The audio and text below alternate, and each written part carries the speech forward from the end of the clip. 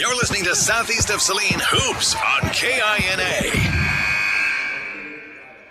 Back here on Countdown to Tip-Off, getting ready for the start of this one. Southeast of Saline on the road for their first road league game against Minneapolis. Again, if you're wanting to view this contest along with the radio broadcast, it all comes together at SalinaPost.com. It's brought to you by Salina Surgical Hospital. Let's first go over the starters for Southeast of Saline's Lady Trojans. They come in 5-1 on the season. Winners of 4 in a row. They're 2-0 in league play. Both those victories were at home in the friendly confines of SES. Carson Slazner, the 5'7 senior, averaging 14 points a game, 6 rebounds. She leads the team in both categories and also gets 2 assists per contest. Eleni Yanakopoulos, a 5'7 senior, 2.5 points per game, also 4 rebounds and 2 assists per contest. Mallory Pearson completes the trio of seniors. Mallory at 5'5", gets 4 points a game, 3 rebounds, and 2 assists. The underclassman, Avery Castleman Jr., 5'7", 5 points a game, 3 rebounds, and an assist. And also Maddie Harris, the 5'5 sophomore, averaging 8.5 points per game, 4.5 rebounds. She leads the team in assists and steals, 2.5 assists per game, and 13 steals on the season. For the Minneapolis Lady Lions, they will start Jordan Peck. Jordan Peck is a 5'7 junior, along with Cameron Cleveland. She is a 5'6 senior. Raylan Robinson is a 5'3 freshman. We will see some freshmen play tonight for head coach Brian Weatherman. Macy McClure is also in the starting lineup. She's a 5'7 freshman. And Maggie Shoup, another freshman at 5'7", is your 5th starter for veteran head coach Brian Weatherman here in Minneapolis. Tyler, as we look at this contest, you got really a young Minneapolis team going against a veteran-led 3 starting seniors. Southeast of Saline team, what are your new image audio keys to success tonight for Southeast of Saline? Well, Devin, it sounds really, really simple, but I think that the keys to success is just how many points Southeast can score. If this game's in the 30s or 40s, Minneapolis has every single chance in the world to win this basketball game. I know Shauna Smith wants to live ball turnovers. She wants turnovers that result to easy buckets. If they can score 50 or 60, they got to put the biscuit in the basket, as they say. If they can score 50 or 60, this game's over. But if Minneapolis can hang around, and if this game becomes a defensive battle, watch out. They're going to hang around. They're going to fight. It's a young team. It's a team that can definitely fight with Southeast of Saline. Talk about the schedule for Southeast of Saline and the strength of that schedule. But not only did Southeast of Saline come out of that 5-1 in the 2021 portion of their season, they outscored their opponents by almost 8 points a game on average. So this is a team that did not struggle with that schedule. They did very, very well. Meanwhile, Minneapolis, with the schedule that they've played so far, they only averaged 28 points a game defensively. So this should be a good one. Carson Slazner will enter the center circle. She will jump it up against the Minneapolis Jordan Peck. These two teams kind of mirror images of each other, aren't they? There's not a lot of height out there. I think we're going to see an accelerated contest, sideline to sideline and baseline to baseline. The tip goes out of bounds to start the game, and they will say, let's do it again. Yeah, you're exactly right. When you look out there, it's a bunch of athletes the exact same size. We're going to roll. It's going to be a wide-open game, a lot of defense, and we're going to play. We're going to have a good time. Here's the tip. It goes up and into the backcourt. It will be secured by Minneapolis. Cameron Cleveland has it. She'll play it off to the right-hand side. Maggie Shoup with it. She's forced all the way to the corner. Lost the handle momentarily. I don't know how she kept it in bounds, but she did. The official on the baseline right there on top of it. Now a drive and a step back. 10-footer by Cleveland is up and good. Yeah, really nice job by Cleveland to get into the lane. Little step back, buried the bucket in the lane as we see Slazner race down, turn the ball over as she misfires a pass to Mallory Pearson. Slazner a little too sped up that time with the pressure from Minneapolis. Minneapolis now will inbound. No pressure here full court early on for Southeast of Saline. I expect that to change a little bit. Defense is always switching for head coach Shauna Smith. 30 seconds into this one, Minneapolis scored on their first possession. They lead it 2-0. Glad you could join us here on KINA. Also live stream video tonight on SalinaPost.com. Man-to-man defense being applied here by Southeast of Saline wearing purple. White numerals, Minneapolis in their home whites. A little trimmed up in a little bit of blue and red. Here's a scooping shot on the right-hand side. That's no good by Macy McClure. Here comes Yanakopoulos with the rebound. She'll start the break. Ends up with Pearson on the left-hand side. Mallory coasts in and gets 2. Yeah, just a great job from Harris getting the rebound, Pearson, since she was guarding at the top of the key, just bolted. Easy layup for Mallory Pearson. That's the things you got to do. You got to get those layups. You got to get the rebounds. You got to create easy buckets on the other side. Classic motion offense right now being applied here by Minneapolis as they have the basketball, passing and then cutting through. They do get it down in the low block to Jordan Peck, and then she is surrounded by a couple of Southeast of Saline defenders and travels with the basketball. First turnover of the game for Minneapolis. 6:33 left to play. We're just underway. 2-2 is our score. So Leisner now has one bounce off her forearm and go into the back, or not in the backcourt, almost at a timeline. Now a traveling that goes uncalled against Minneapolis. Maddie Harris gets the rebound on the miss. She'll play it to Slazner. Long pass now up the right-hand side of the floor to Castleman. Avery now dancing with the dribble. She'll pick it up, now stuck. She'll find Mallory Pearson with it. Pearson between the rings, approaches the top of the key. Crossover from right to left, now to Yana Koplis. She does the same. Elena wants to drive, pulls up, and she's contested right before the block. The ball deflected out of bounds. It will stay with Southeast. Yeah, and that's something you'll love to see. Elena drove to the basket, didn't draw the contact that we'd like to see her. You'd like to see her maybe take another dribble, see if there's any contact. Great defense right there for Minneapolis. Harris sets to inbound. She's finds Slazner. Carson tied up. And now the arrow will keep it with Southeast of Saline. A little bit of a rough start here for what you expect from Carson Slazner. Couple of turnovers early on, got tied up there. Slazner inside, outside now to Castleman. Avery's three is up and good. Nice inside-outside offense that time for Southeast. Leads to a Castleman three.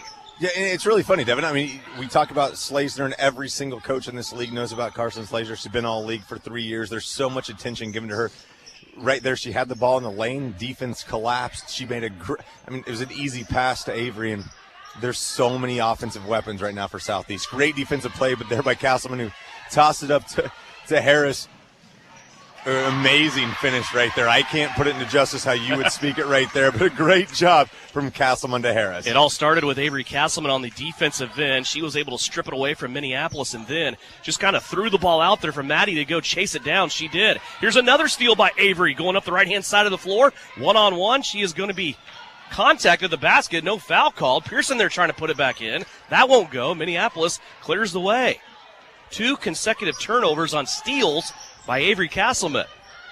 Down low, Minneapolis forcing their way to the bucket. We'll get to Shelby Davidson off the bench with her first 2 of the game. When you can see right now, both coaches are wanting to run, which is going to be very interesting.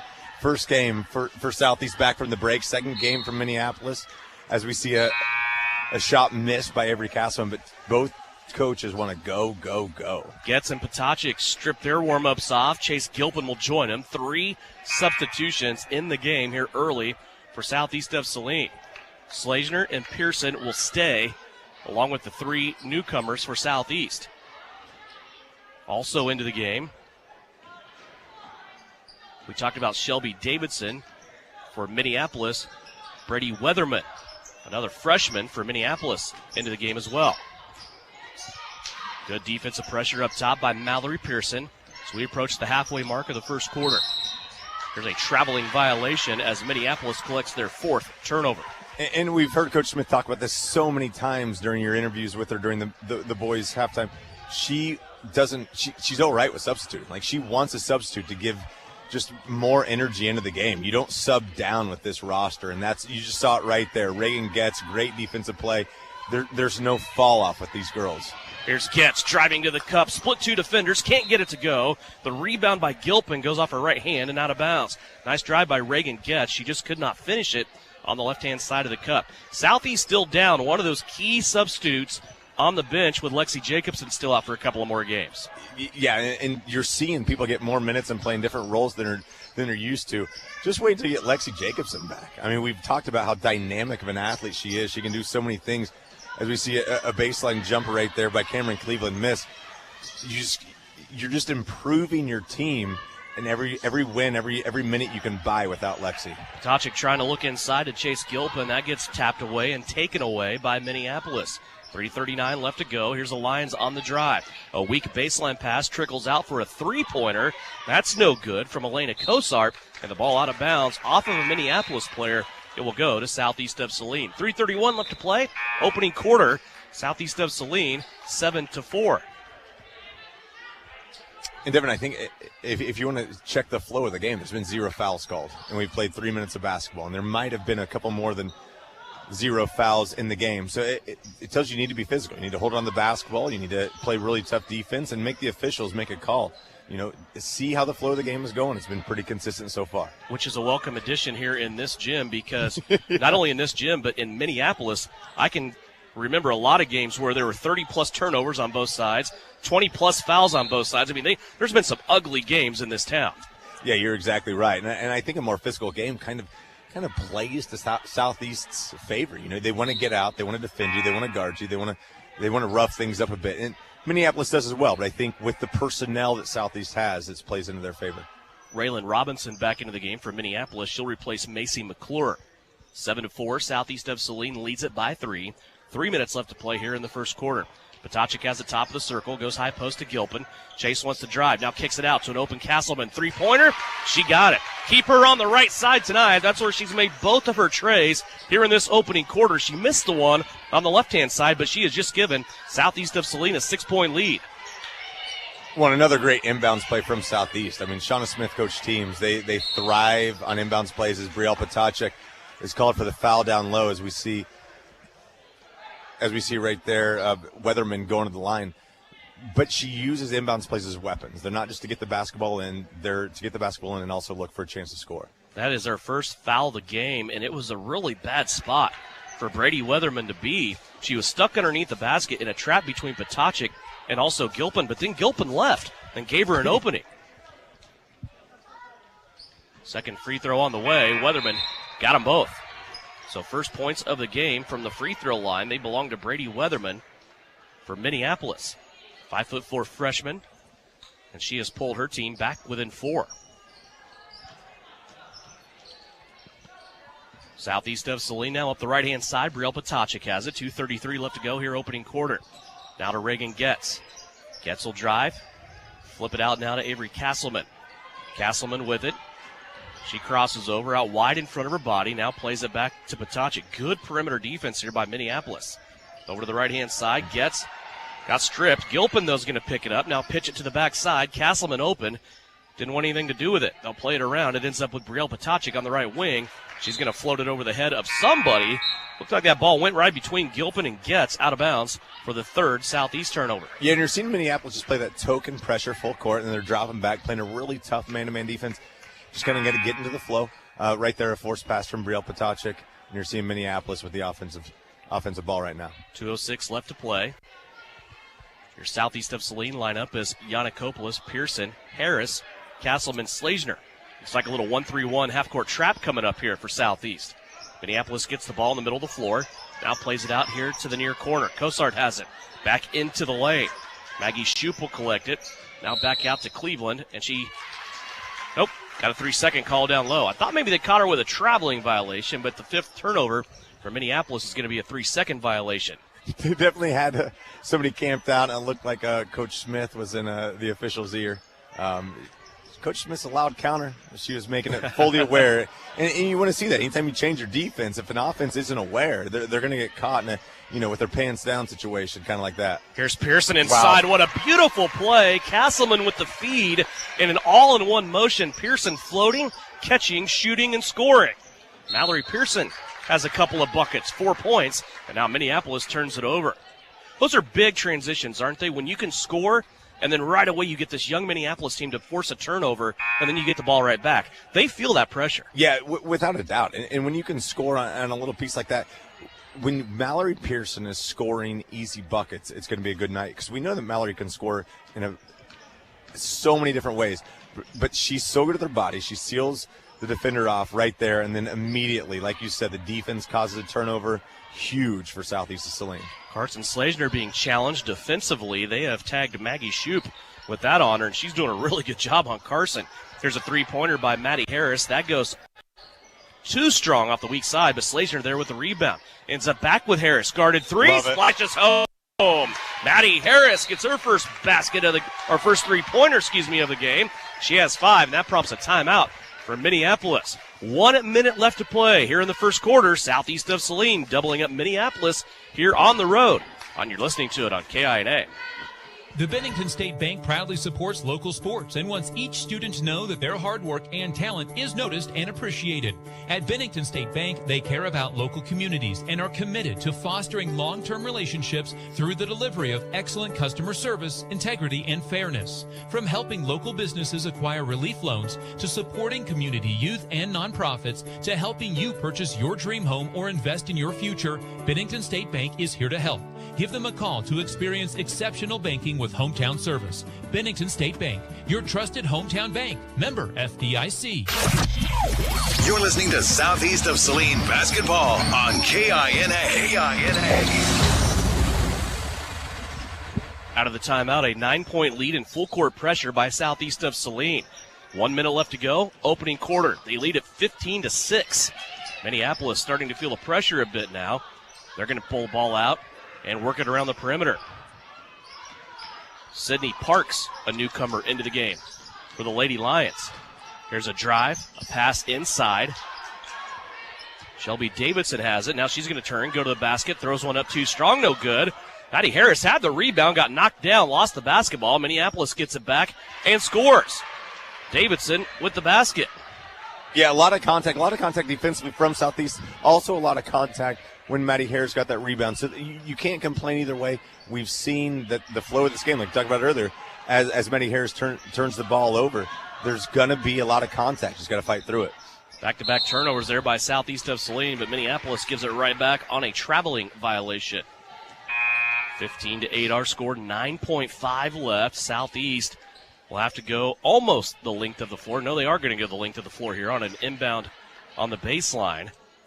Full court pressure coming up by Minneapolis. And you see Reagan Getz is inserted in the lineup with 10 seconds left. You got a shooter. You got an offensive-minded athlete out there. We'll see what Shauna Smith has dialed up right now. They go to Pearson, back to Slazner. Slazner's 5 feet behind the line. One dribble to the left, throws it up, and it will not go. A little too short.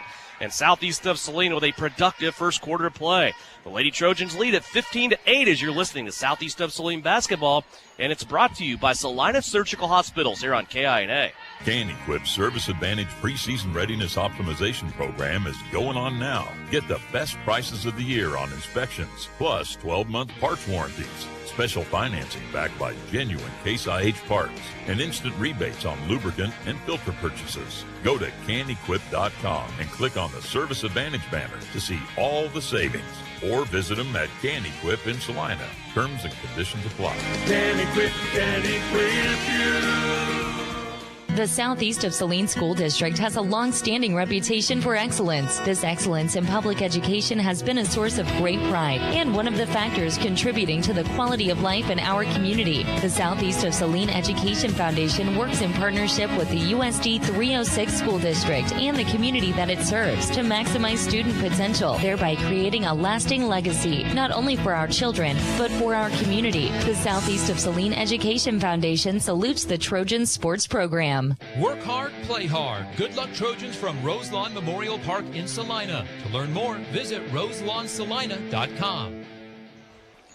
Back here in Minneapolis High School, second quarter beginning with Minneapolis having the basketball. They have a deficit 15-8 right now. Southeast of Saline, very good production in the first quarter, speared by their defense, and they get another turnover. Carson Slazner on a little hedge play there, run and jump on the defender. Got her into shuffling her feet, and the Lions will turn it over. Good first quarter play there, Tyler. Yeah, without a doubt. I mean, you're seeing contributions from a lot of different Trojans right now as we see a great little cut by Maddie Harris, left-hand layup, great pass by Avery Castleman, but you're getting everybody involved. The more people you keep involved, the more people you keep active, and you're seeing the defense lead to offense, and that's the one thing we said needed to happen tonight. Both teams have ran that play where the guard bringing the ball down the floor passes and then cuts through off of that pass. And right now it looks like Southeast is showing Minneapolis how to run that offense. Here's Pearson now off a long pass from Slazner up the floor. Mallory will get fouled on the left-hand side of the basket. And Pearson will go to the free throw line for the first free throw attempts of the game for Southeast of Saline. And only the second foul. Love it. So yes. I love it. I mean, and again, you've got to say this is a very consistently refereed game so far as Pearson hits the first. Yeah, I mean, nobody's ever going to complain if you're consistent, and that's exactly what's going on right now. Well, and for how fast this game is and how kind of there's a lot of little contact, there's nothing warranting stopping play. There's nothing changing the game as far as the contact goes. Here's Mallory Pearson changing the game at the free throw line with 2 in a row. Without a doubt, and it's a lot of times it's just two teams, and I like to say this whenever I get stuck refereeing. It's just two teams that are coached really well, Coach. I mean, you coach them how to play defense, as we see Carson Slazer right there decided to get a loose ball on the baseline, threw it back in, and we see a 2-point bucket for Minneapolis. Never throw that ball back into the baseline. One of the cardinal rules there. Slazer thought she got away with it, but Minneapolis there to scoop it up, and it was Macy McClure with the 2-pointer. Her first 2 points of the game. Now a foul on Minneapolis on the defensive end. They just call a jump ball. Looks like a dual possession.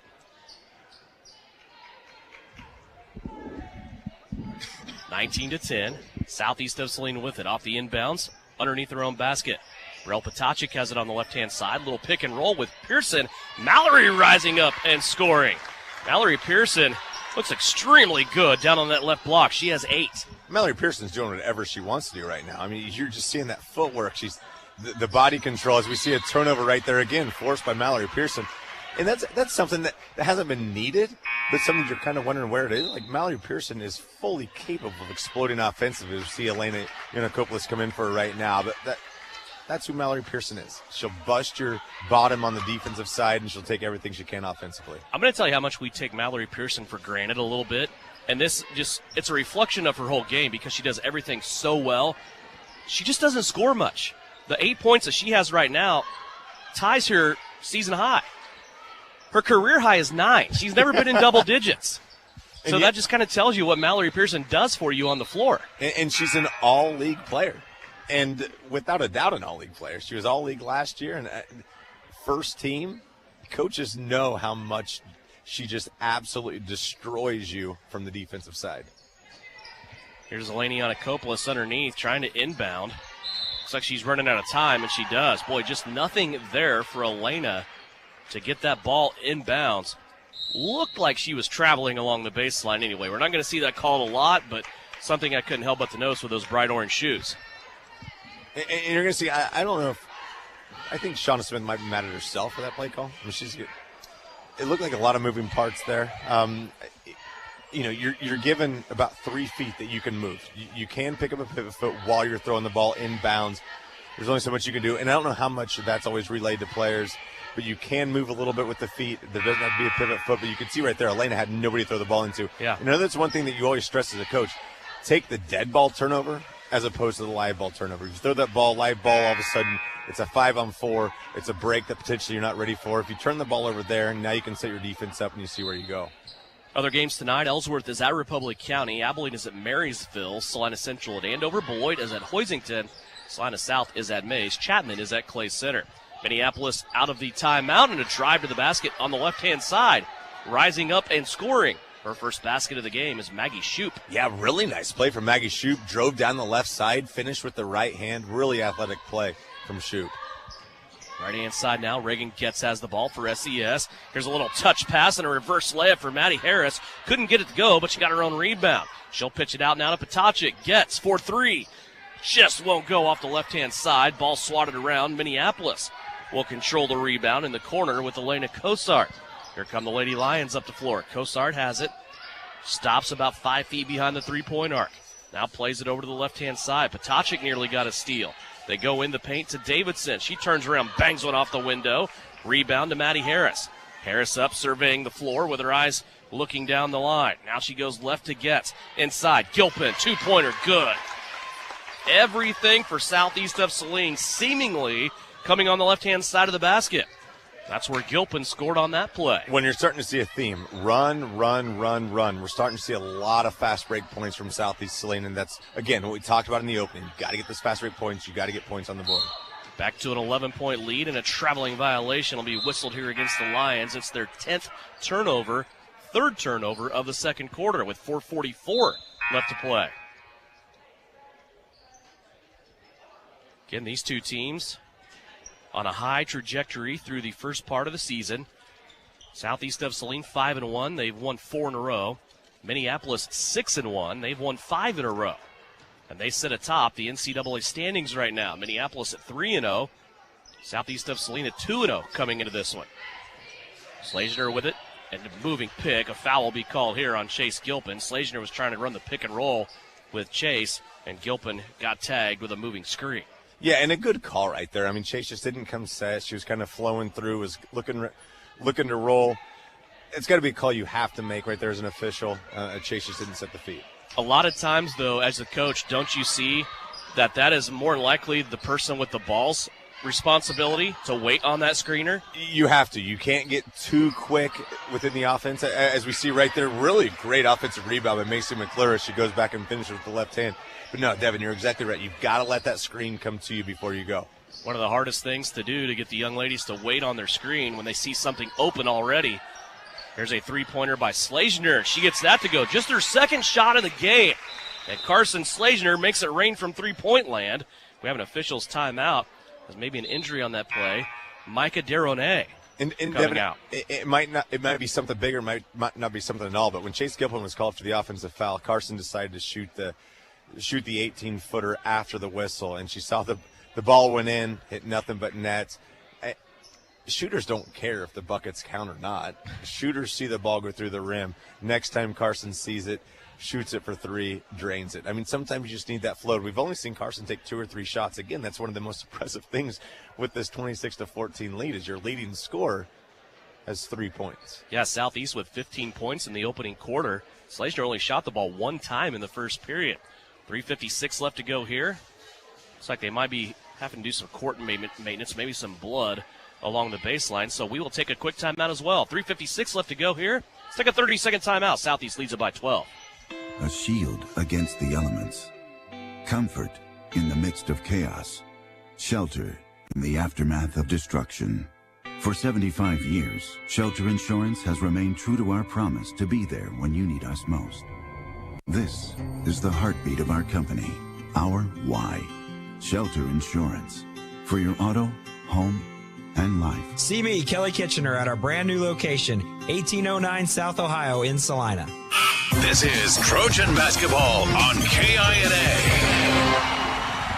Devin Haney, Tyler Smith back here. Minneapolis High School, Brian Dennett is serving up the live video right now on SalinaPost.com. You can listen to the broadcast as well as view it through live stream video on SalinaPost.com. I want to thank Salina Surgical Hospital for helping make that happen. Other games tonight, El Saline is at Remington. See if the Lady Cards can keep it rolling. They've had a great turnaround this season so far. We have a guys game coming up later tonight with Southeast of Saline. Boy, a good portion of the season, too, for the Trojans going through 2021. See if they can keep it rolling with a win here tonight. They will be without Bryson Flax. COVID protocols going on, and Bryson will miss the game tonight. So Trent Douglas will take over, and it's a little surprise, a little set back in my seat a little bit, but it does make sense. This will be Trent's first game as head coach. Probably the longest tenured coach, though, at Southeast of Saline. It seems like he's been around it, kind of helping out with no matter what. Football, basketball, you name it. So Trent will be on the bench tonight, calling the shots along with Joe Ross for Southeast of Saline. Bryson Flax, I'm sure, tuning in, and want to say hi to him. Hope he's better and back in action coming up next week. Looks like our court cleanup is done. Minneapolis will have the basketball. They trail Southeast of Saline by 12, 26-14. Just under 4 minutes left to go here in the second quarter. Southeast of Saline looks like they're back in that 1-3-1. Carson Slazner will meet the ball handler from Minneapolis at half court. Oh, Slazner falls down. Ball comes to the right-hand side. Weatherman has it. Now they dump it off into the paint. Here's a shot by Jordan Peck. That's no good. Yanakopoulos with it. Here comes Elena. Long pass to Brielle Patacic. Little ball fake. Brielle's going to get to the left-hand side and finish. The floater off the window by Brielle Patacic, and she scores her first bucket of the night. Devin, it's almost like there's an emphasis on shot fake and get the ball to the bucket. We're seeing more and more shots in the lane from Southeast than we've seen all season, and we're seeing less threes because we're getting those buckets. I can't get over, though, how they're abusing the left-hand side of that goal. I mean, everything is on the left-hand side. Here's a shot put up, missed. The remake is also missed, and Eleni Yanakopoulos gets the rebound. Back the other way with 3 minutes left to go. Yanakopoulos, fancy dribbling up top. Now she'll hand it off to Patacic. She'll drive, pitch it out. Castleman for three. Too strong, no good. Minneapolis will take control of the rebound. Biggest lead of the game right now by Southeast of Saline as they go back on defense. 2:45 left to go, second quarter. They lead it by 14. Here's a three-pointer by the Lions. That trickles off no good. Yanakopoulos taps the rebound out to Avery Castleman. Avery now across the timeline. She'll slow it down as she approaches the top of the key. Man-to-man defense here by the Lions. Patacic, quick bounce to the free throw line to Pearson. Southeast working it around. Everybody touches the ball. Now it's Slazner on the left-hand side. Back to Pearson. Slazner takes the bounce pass, pops a three. That was in a crowded area, and it comes up no good. Here comes Minneapolis now on the break, and Brielle Patacic taps the ball. It goes out along the baseline. She should have let it go after the first tap. She got it off the Minneapolis knee, but then went back and tried to save it again and hit it out of bounds. Yeah, Devin, great hustle. Not only from Brielle, but Carson, after missing the shot, hustled back. Minneapolis, the young lady had nowhere to go, and Brielle did a great job. It looked like it went off Minneapolis. The call didn't go our way, but great hustle by both girls. 2:09 left to play before halftime. Minneapolis will throw away the inbounds play. And I don't know, I'm not going to quote Rasheed Wallace, but ball don't lie. It is going that way. I will quote him. A lot of times the ball will tell you the truth right there, and Southeast Saline basketball. Here's Maddie Harris with it up top, back and forth. Got a little sped up there. She tried to pass it, and the ball just never really came to both of her hands. She lost it out of bounds. Yeah, and Maggie Shoup playing defense on Maddie Harris. Really good defense from Maddie Shoup right there. You saw Harris try to cross over. The ball got shuffled around. Give credit to Minneapolis' Maddie Shoup right there. Minneapolis will give it right back. 12 turnovers now by the Lady Lions for Minneapolis. And we've seen that again. Like, you don't hang your head. I mean, Maddie Harris could have easily hung her head. She played really tough defense and turned the ball over, and now she's got the ball back for Southeast Saline. Southeast has it. Right-hand side, Reagan gets with it. It's poked out of bounds. It will stay with Southeast. We almost had too much flow in the first quarter. Now we're starting to see, more balls batted away. We've still only got 3 team fouls, and divided by the 2 teams, but you're starting to see the play broken up a little bit. It's almost like both teams are understanding how the game's going to be officiated. You're starting to see a backdoor cut right there. Harris misses the 10-footer on the baseline, but you're starting to see defense is getting more and more aggressive. You can get away with more, and that's fine. You teams have to learn how the officials are going to call the game. Under 90 seconds left to go. Here's a floater at the basket. That's no good by Cleveland. Minneapolis with a putback attempt. That's no good. Now they get another offensive rebound. Play it back out beyond the three-point line. Cleveland has it again. Wants to drive. Trying to lean out and clear out Elena Yanakopoulos. That didn't go so good. Elena right there. Now a drive to the elbow. A little pick and roll action. And a shot up and good by Jordan Peck. That's her first basket. Yeah, really nice bucket from Peck right there. There's a lot of traffic from Southeast Saline defenders. Nice finish from Peck. Under a minute left to go. 28-16. Minneapolis trying to cut into the lead before the break. Southeast of Saline with Elena Yanakopoulos between the rings. Nobody in foul trouble here as we close out this first half. We've only had 3 total fouls called. 38 seconds left to go. Southeast may be playing for the last shot here. Maddie Harris has it. Now to Reagan Getz. Now back to Harris. Maddie turns and looks at the Southeast bench. Back to the right. Castleman with it. A couple of people run into each other. A little jam up there on that screen. Reagan Getz pops open. Wide open from the three-point line. And now a foul called. Avery Castleman trying to go for that rebound. It'll go to the Minneapolis Lions with 17 seconds left. Yeah, it definitely looked like whatever set play was called was kind of discombobulated. But anytime you get Reagan Getz an open 20-footer, like that's a shot you will definitely take. Looks like Coach Smith is talking to the official about a foul, and I don't know why she would. There's only been 4 called the entire time. But we saw a couple players fall down. But Minneapolis ball right now with 15 seconds to go. Comes Minneapolis with it. Handoff near the timeline. Clock down to 9. Now Cleveland driving on Maddie Harris. Just to pick her dribble up. Now they play it back inside to Peck. She turns and scores with 2 seconds left. That'll be the last opportunity of the first half. Jordan Peck with a 4-0 run for Minneapolis. She'll close this game back up to within 12 as we hit the halftime break. 10 points. 28-18 is our score. Southeast of Saline leads it by 10 as we hit the break. When we come back, we'll have numbers from the first half. We'll also take a check of the Bennington State Bank scoreboard and more. It's brought to you by Knopf Auto and Truck Accessories. Southeast of Saline leads it by 10, 28-18 here at the break on KINA. Knopf Auto and Truck Accessories. Everything to bling out your ride in one place, including top quality lift kits, wheels and tires, bumpers, Jeep accessories, fender flares, bed covers, bed liners, step bars, even custom painting. Knopf Auto is the and soil dealer and has many synthetics and filters in stock. Visit Knopf Auto on Facebook for specials, great ideas, and let them make your truck stick out in a crowd.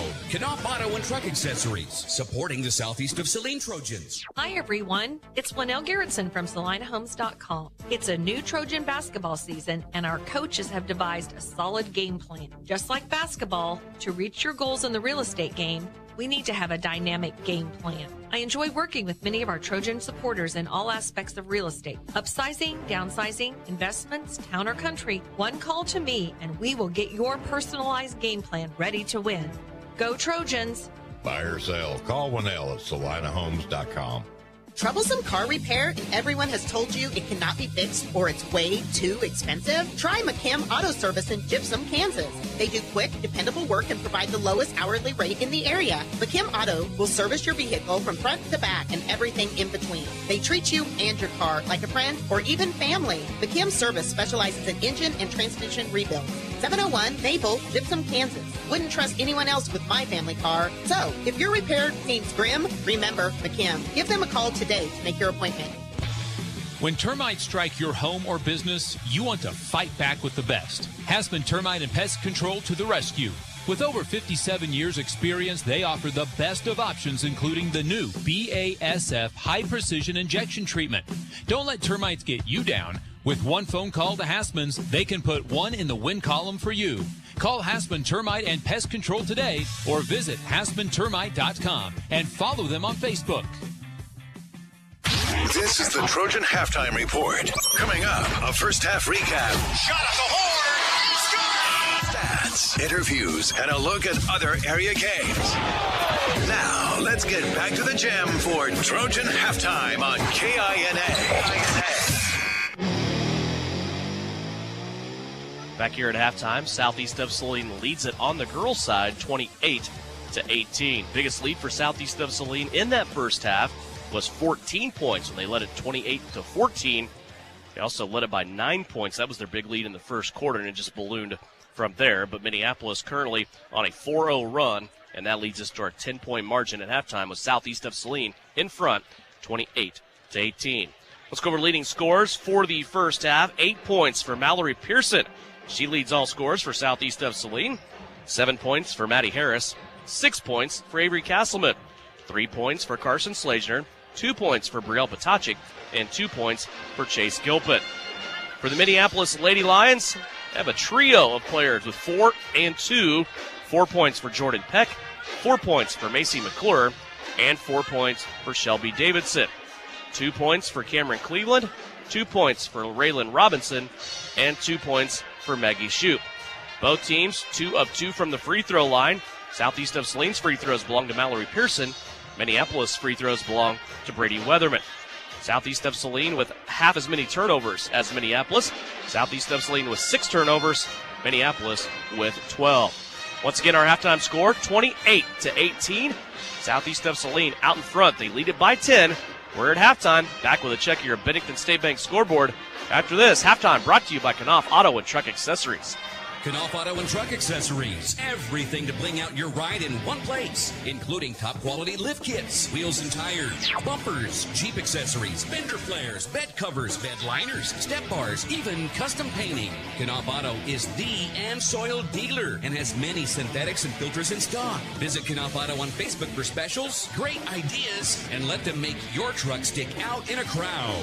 Knopf Auto and Truck Accessories, supporting the southeast of Saline Trojans. Your next visit to the doctor for an upcoming procedure or surgery should start with a conversation about Salina Surgical Hospital. Hi, this is Geraldine Diedrich, and we are truly committed to fostering your health and well-being. From outpatient procedures to inpatient stays, you will feel the difference in our excellent care and compassion. Talk to your doctor about scheduling your next procedure at Salina Surgical Hospital. Your surgical experience is our specialty. Salina Surgical Hospital is partially owned by a group of local, community-involved physicians. The winter season may be here, but paintball fun is still waiting for you at Elite Sports. Elite Sports Paintball Complex, located 5 miles south of Salina, is open for special winter hours. Get the group together and visit Elite Sports on Saturdays and Sundays this winter from 11 until 4. Elite Sports features low-impact paintballs for the beginners or little ones so everyone can have more fun. Visit them online at SalinaPaintballComplex.com. Elite Sports Paintball Complex, open and waiting for you this weekend. The Appliance Center. It's where you go to shop for washers, dryers, kitchen appliances, furniture, pellet grills, TVs, and so much more. If you are looking for a local, family-owned business, visit the Appliance Center. We're in the big red and white building on South Broadway in Salina. Come experience the Appliance Center difference. To someone going through a difficult time, a text, a call, or a visit can mean so much. Reach out to the veterans in your life today. Let them know they're not alone. If you're a veteran in crisis or know one who is, visit veteranscrisisline.net for confidential support. For nearly 40 years, Home Automotive Center has taken pride in taking care of the people of our community. And if you're interested in selling your car, we can help you with that too, with the Home Automotive Center buyback program. It's the easiest way to get the best price for your car. So when you're ready to sell, we're ready to buy. Simply bring your car to either dealership in Abilene or Salina, and we'll get you taken care of, because that's what we do best. Get your best price with the Home Automotive Center buyback program in Abilene and Salina. You'll be glad you did. Stardust Trophy in downtown Salina is your full-service headquarters for trophies and awards for club and sporting events. But did you know Stardust Trophies also makes employee name tags with your company logo? They engrave executive awards like desk clocks and pen desk sets. They imprint artwork and photos on t-shirts, coffee mugs, mouse pads, even personal calculators. Stardust Trophy carries clear sports ball holders on wood bases for treasured or autographed balls from footballs to golf balls. Go to Full Service Stardust Trophy, 121 South Santa Fe, downtown Salina. This is Trojan Basketball on KINA. Back here in Minneapolis High School, about 3 minutes left till the start of the third quarter. Devin Haney along with Tyler Smith. A couple of scores to pass along to you. Salina Central, the number 2 ranked team in Class 5A. They're taking on number 9 ranked Andover. And at halftime, it's 29-7. Central, how good are the Lady Mustangs this year? I think that remains to be seen. They may not get beat this year, Tyler. They are on a run. No, they're extremely special. I mean, that team they might be better defensively than they are offensively, and they've got 2 Division I commits right now, and they got a junior that's just extremely freaky, and they've got more girls that will guard you up and D you up. All 5 of their girls are potential college play. All 5 of their starters can potentially play at the next level, and there's more coming up. Like, that team is loaded, and they're buying in defensively. That's a special team. Not a lot of scores to pass along to you at this point on the Bennington State Bank scoreboard, just because we had a pretty quick first half. Not a lot of fouls on this one. Foul count 3-1, southeast of Saline, Minneapolis at halftime. We only had 4 total fouls called, but we will definitely keep our thumb on the scoreboard and pass that along to you as we move on through the rest of tonight here, courtesy of Bennington State Bank. Programming note for you, the Kansas City Chiefs play tomorrow. Want to be ready for it. It'll be a 2 o'clock pregame as they get ready for what I believe is a 3:30 kick. Sam will correct me if I'm not right. They go to Mile High to play the Denver Broncos, and that's a big game for the Kansas City Chiefs, trying to move back into that number 1 spot in the AFC that they lost last week. Just all kinds of scenarios going on. One that I love, Tyler, kind of touches in the AFC West, and that is the Raiders and the Chargers. So go through this scenario. If Jacksonville beats Indianapolis at noon on Sunday, the Sunday night football game is the Chargers and Raiders. If they end in a tie, they both get into the playoffs with a Colts loss. So what are the dynamics behind that? Well, and if you can change things around, they both don't make it if they tie. Like, there's so many different scenarios where maybe the Steelers, come in the back door. And with all the things that have gone wrong with Kansas City, at the beginning of the season, it's great to be in this position, isn't it? I mean, you don't normally just rattle off 8, 9, 10 straight. They did that. Here we are. And you think about that, too. I mean, think about all the things that have gone wrong with the Steelers this year. And they have a chance to get in. Look at the Raiders. I mean, they can't keep their rookie class out of jail, but yet here they are with losing their head coach. They have a chance to get in. Well, it's just insane. And it would be a great week for all of us Chiefs fans if, obviously, we take care of business tomorrow, and then if we could witness a tie. Nobody wins in the AFC West except for the Chiefs, and let everything else just fall into place.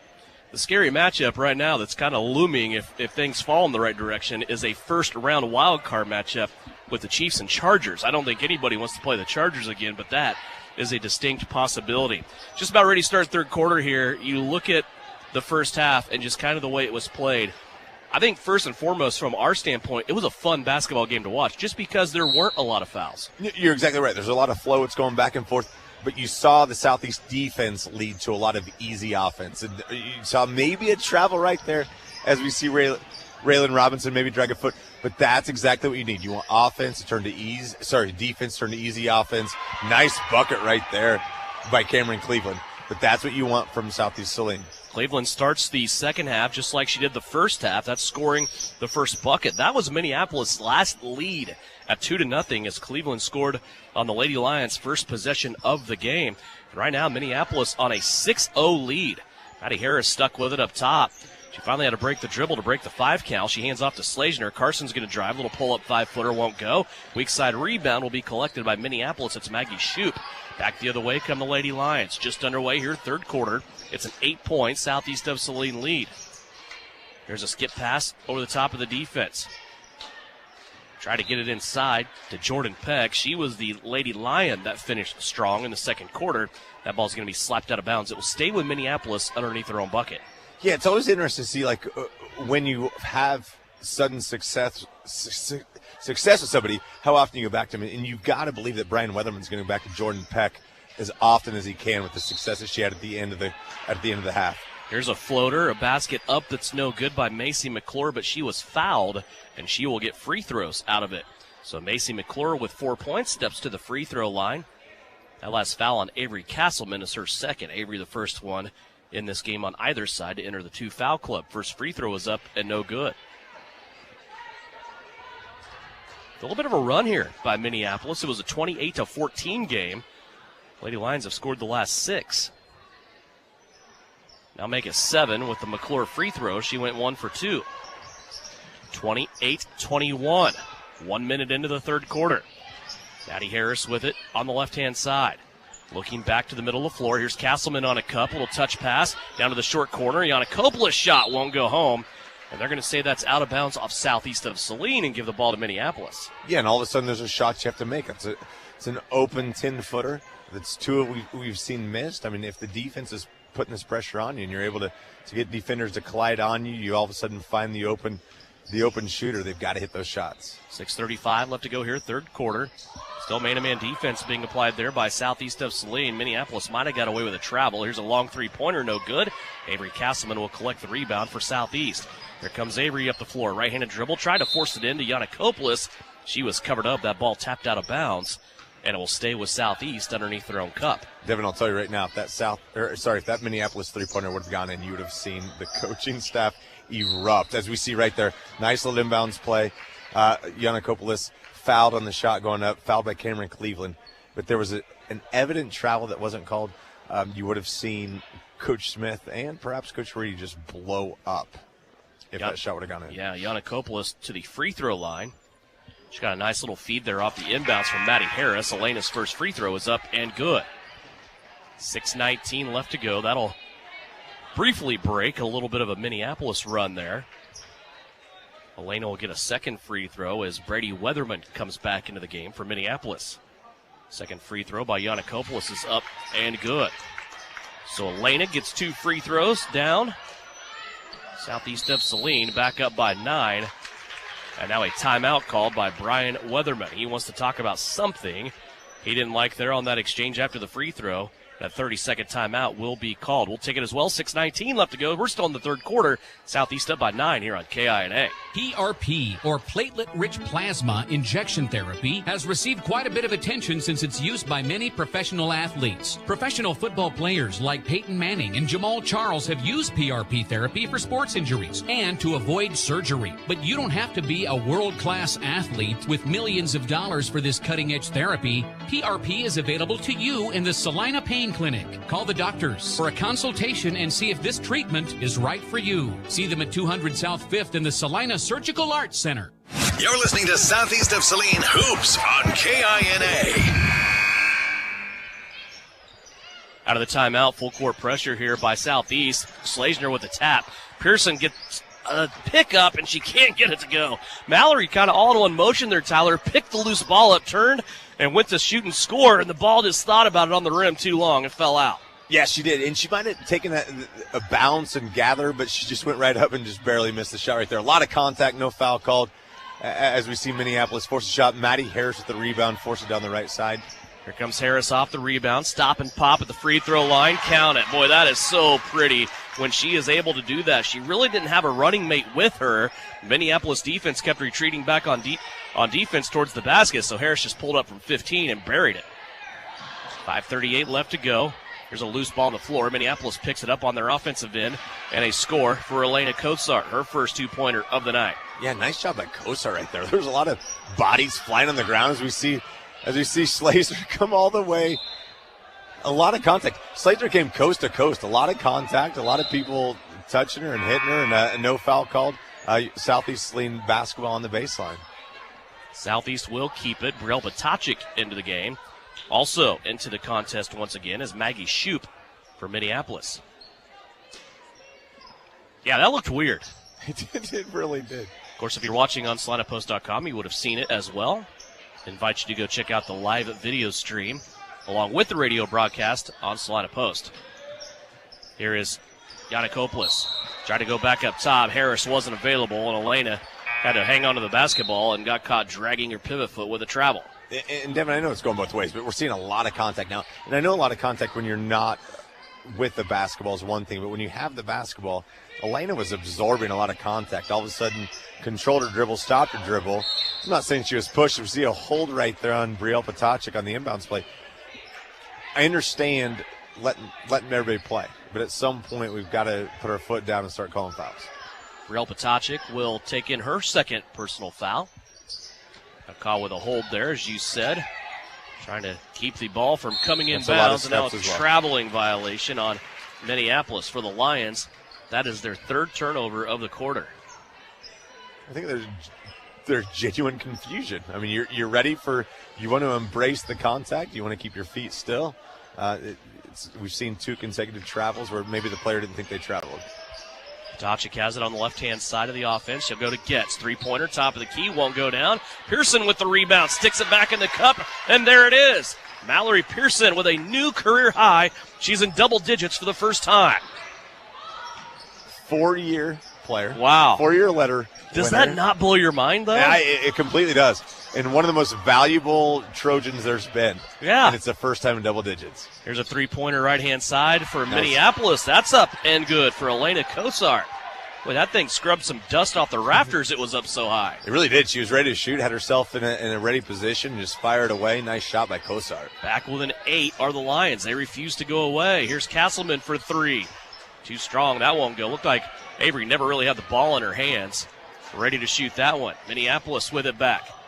We approach the halfway mark of the third quarter. Here's another wild shot by the Lions. That's no good. Rebound, though, is up and good. The stick back that time off her own miss is Maggie Shoup. This game a little helter-skelter right now, and you think that really goes into the advantage of Minneapolis, and now a traveling violation against Maddie Harris. Yeah, it's getting ugly. And at some point, and you see Carson Slazer going back in the game. I know we've talked about how she's only had a couple shots, but a lot of times Carson's just kind of that motherly figure that when she goes in the basketball game, she takes control. She can do whatever. If she needs to score, she'll score. If she needs to take control, she'll take control. So it'll be interesting to see how the game changes with Slazer back in the game. It's Minneapolis trying to score down low. They missed the first one, missed the second one, but a foul is called. As in there working for the basketball, I believe that's Micah Deronay. She, remember, exited this game. She might have had some blood on the jersey, came back in with a new number. She was from 15 to 22 now.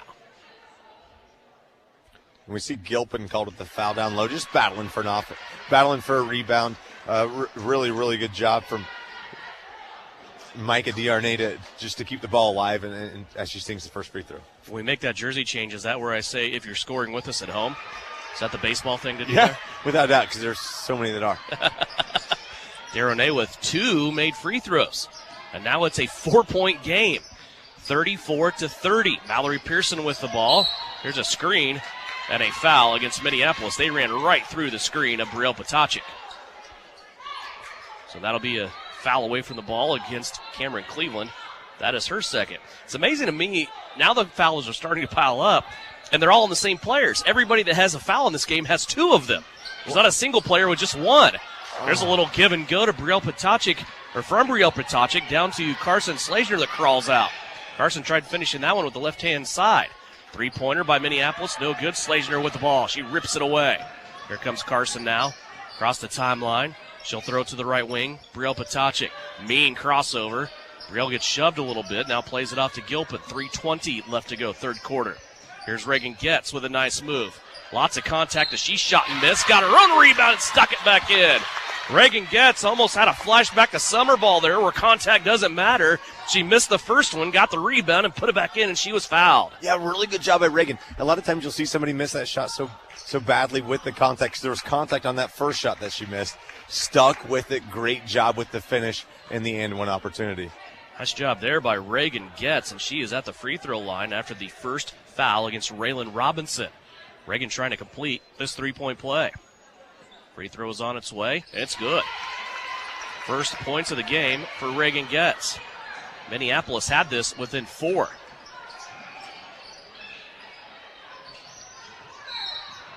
Now a shoving foul against Southeast. And see, here's where it gets tough. And we talked about the lack of whistles at the beginning of the game. And there's nothing wrong with the officiating now. But the officiating now is not the same as it was in that the word first you half. used earlier, as long as you're consistent, nobody cares. All of a sudden now we are not consistent with what the job was done in the first half. And now we're tight. Now defenses are changing a little bit. And they're getting penalized for the exact same defense they were playing earlier. Minneapolis tried the lob pass down low to Deronay. That is going to go out of bounds. That's the Lions' 4th turnover of the quarter.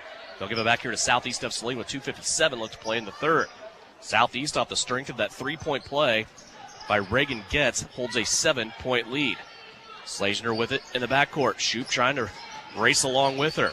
Carson pulls away with the dribble. Now Pearson to Getz, back to Pearson. There's contact down low. Pearson missed the shot. Got nudged underneath the backboard just a little bit. Now a dual possession, and the arrow at the table will keep it with Southeast of Saline.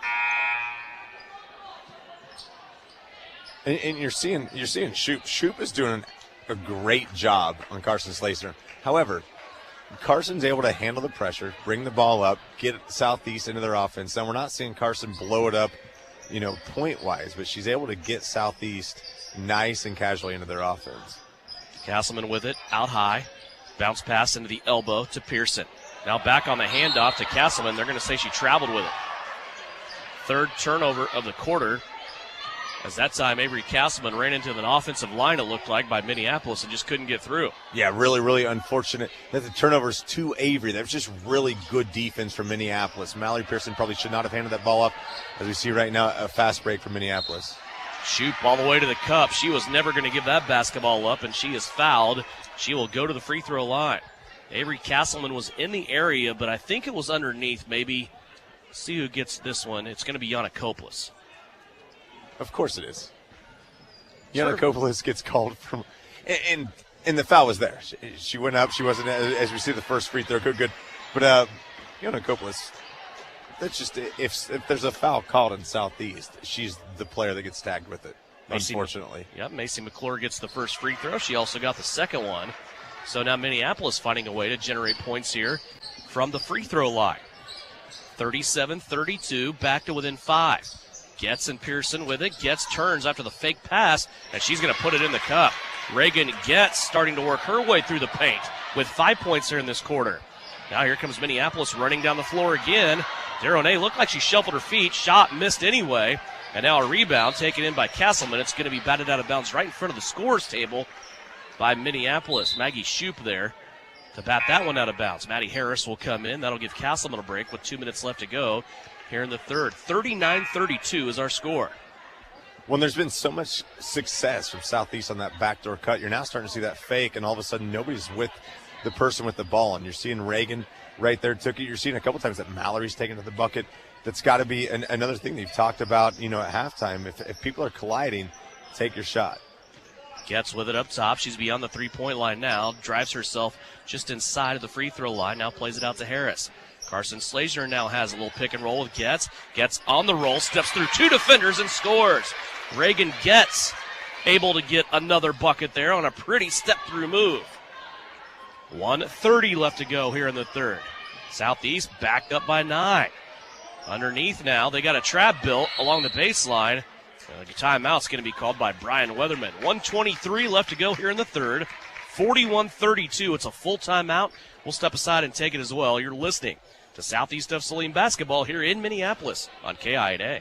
Generations of confidence, relationships for life. Since established in business in 1887, the Bank of Tuscan has built its reputation on personal service and community promotion. Family owned and locally operated in communities of Tuscan, Lincoln, Saline, and Lynchburg. The Bank of Tuscan strives to provide customers with a competitive array of loan and deposit products that aid in their financial success. Visit us today and see why so many people have helped the Bank of Tuscan become one of the strongest banks in Kansas. Bank of Tuscan, member FDIC. We're growing your way.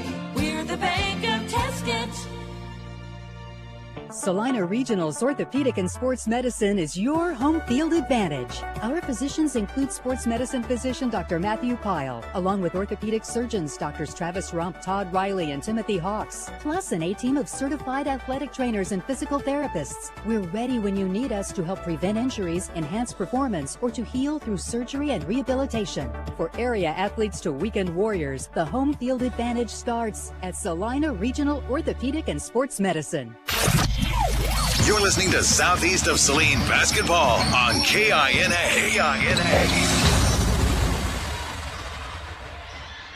Minneapolis trying to inbound after the timeout. They throw it all the way out to the corner of the scorer's table. Maddie Harris nearly took it away.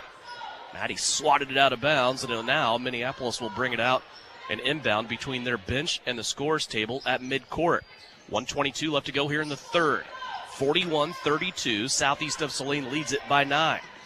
Here's a big pick up top that'll knock Slazner off the ball defensively. Minneapolis throws it right, now back to the top. Davidson inside, a little pirouette. Now she'll kick it out. Good defense here by Southeast early in this possession. 1:04 left to play. Another drive and kick. Here's a three-pointer. That's too short and no good. Rebound, Maddie Harris.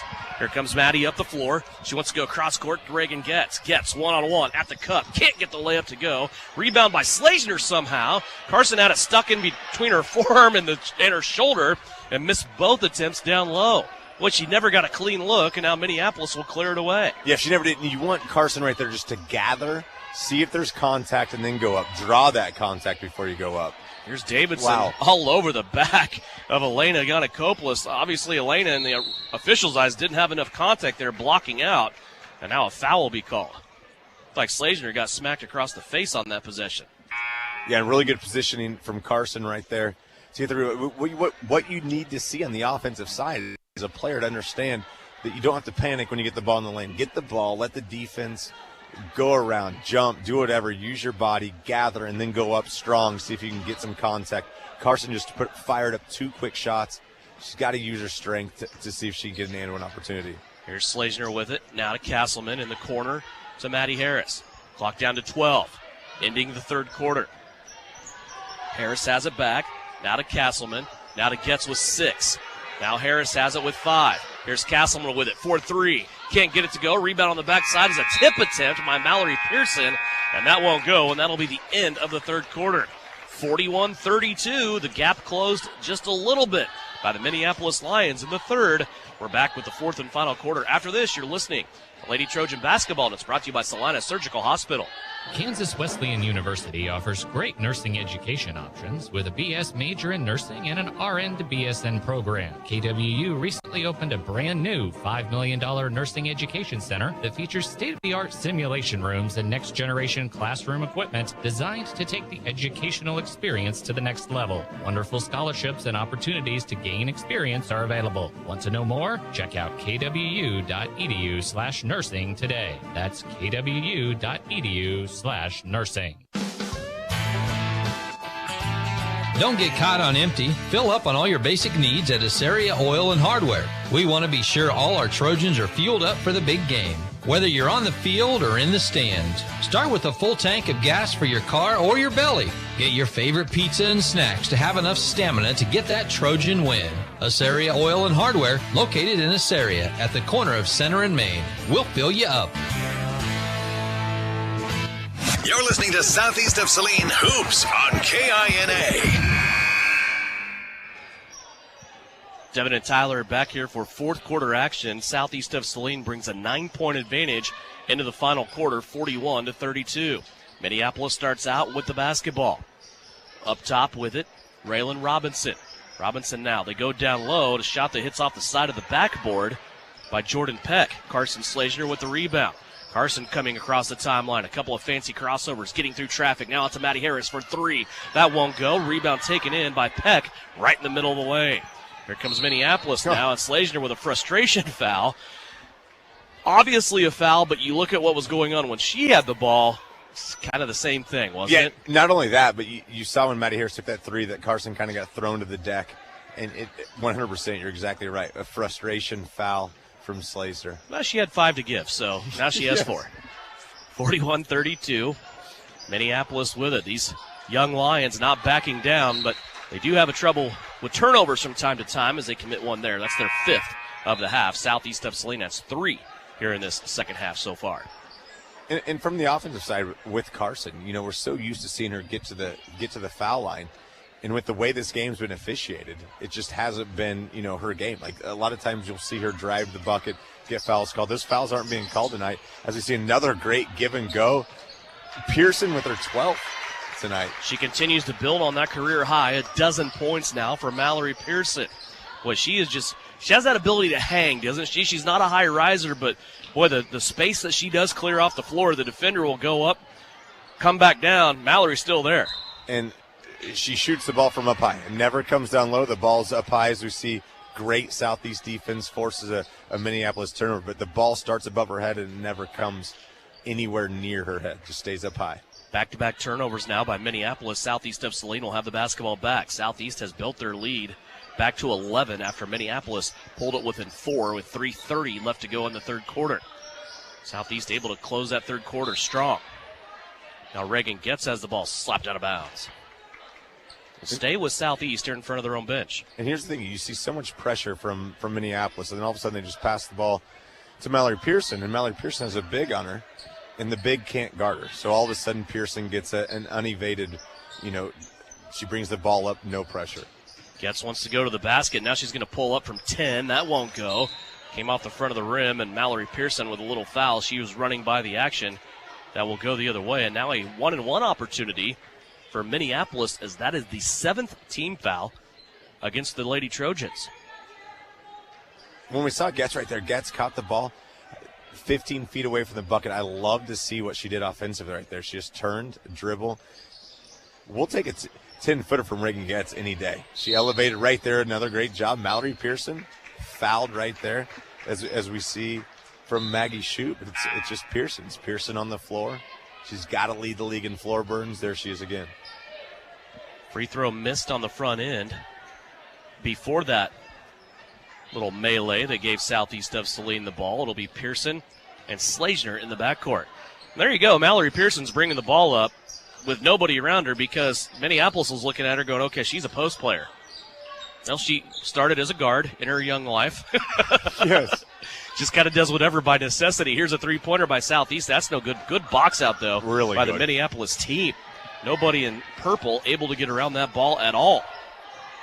5:55 left to go. Minneapolis looking for some points here, but Southeast of Saline putting the clamps down.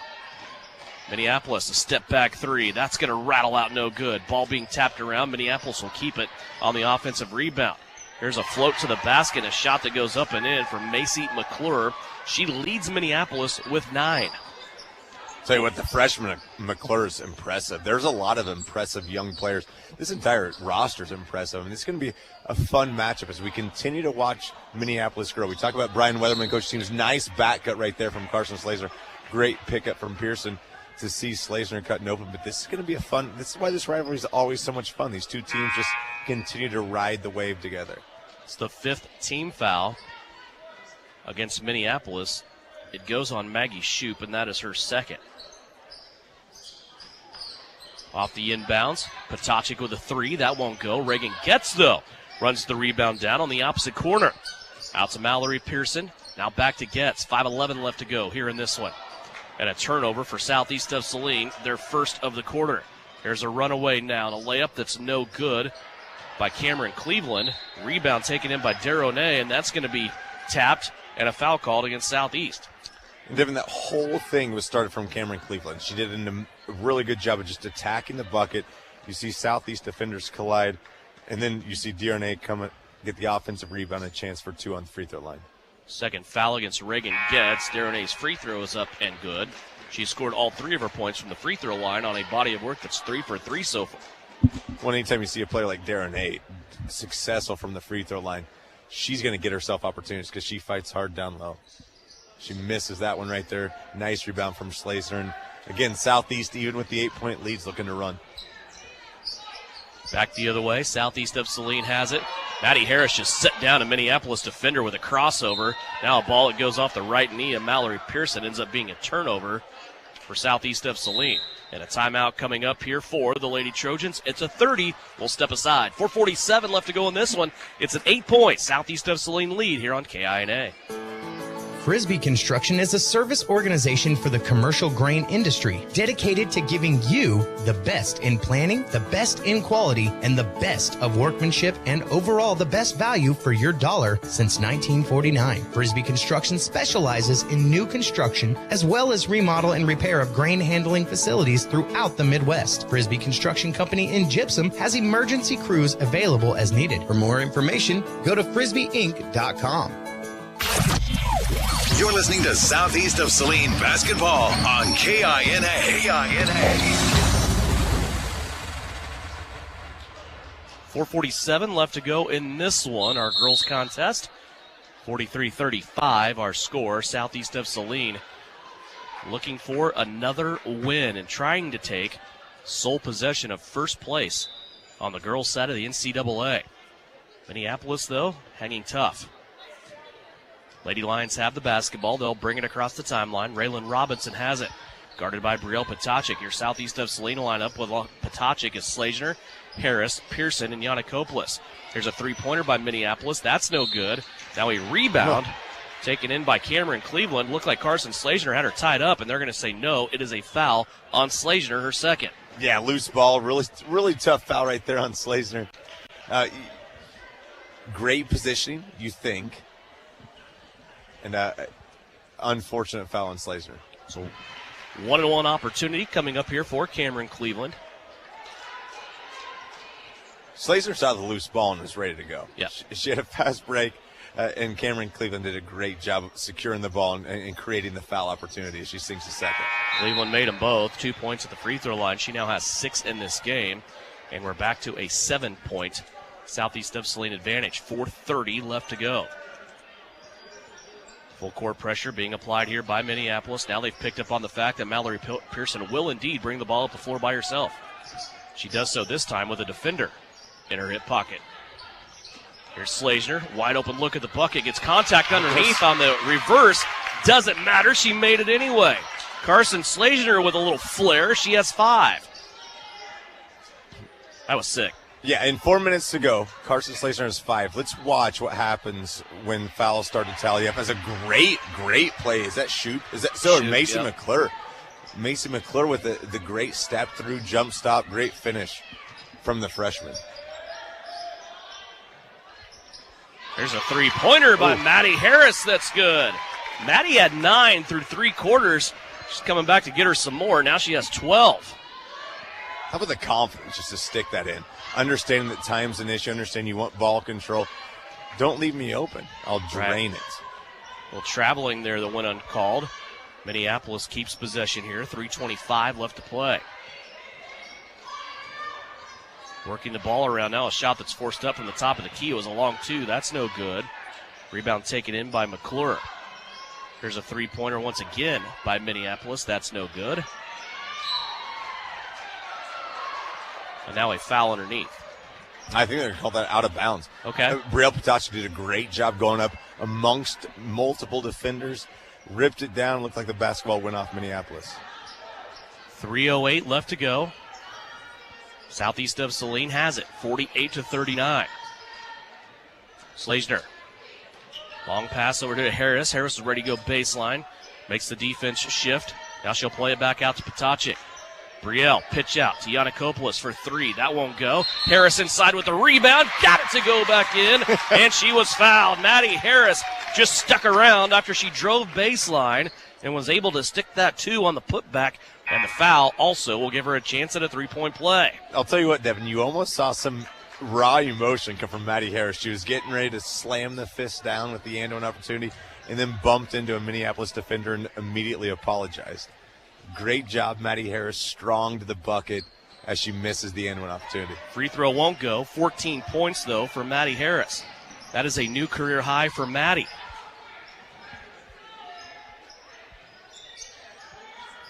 And quiet. Yeah. Like, usually when Maddie scores, it's in spurts. It's loud buckets. She's been very quiet, just kind of killed you with paper cuts. Very nice. Again, defense forces a Minneapolis turnover.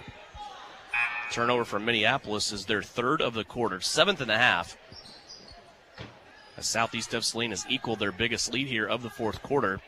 Back to an 11-point advantage, 2:28 left to go.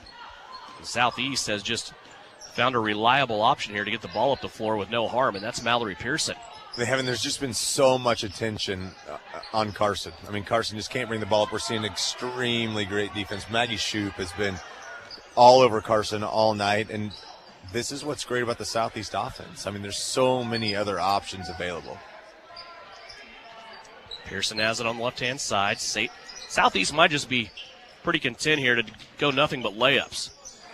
There's Harris now to Pearson. Pearson's going to pull up from 7. That one no good. Yannikopoulos, though, with the rebound. That won't go. Ball on the floor now. Bodies hit the deck, and they're going to tie this one up and say Southeast keeps it on the arrow.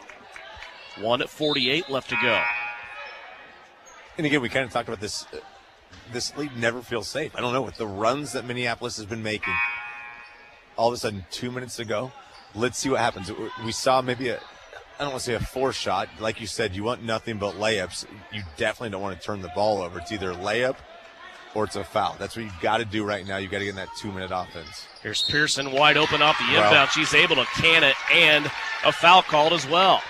So Mallory Pearson continues to build on her career high of 14 points. Now she will toe the free throw line and try to add another. Or, as the kids would say, just let Mallory Pearson eat.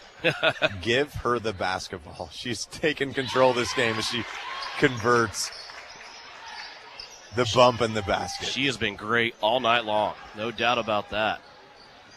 53-39. That was single possession right there. Might have done it with 1:39 left to go. Brian Weatherman feeling the desperation. We'll call a full timeout.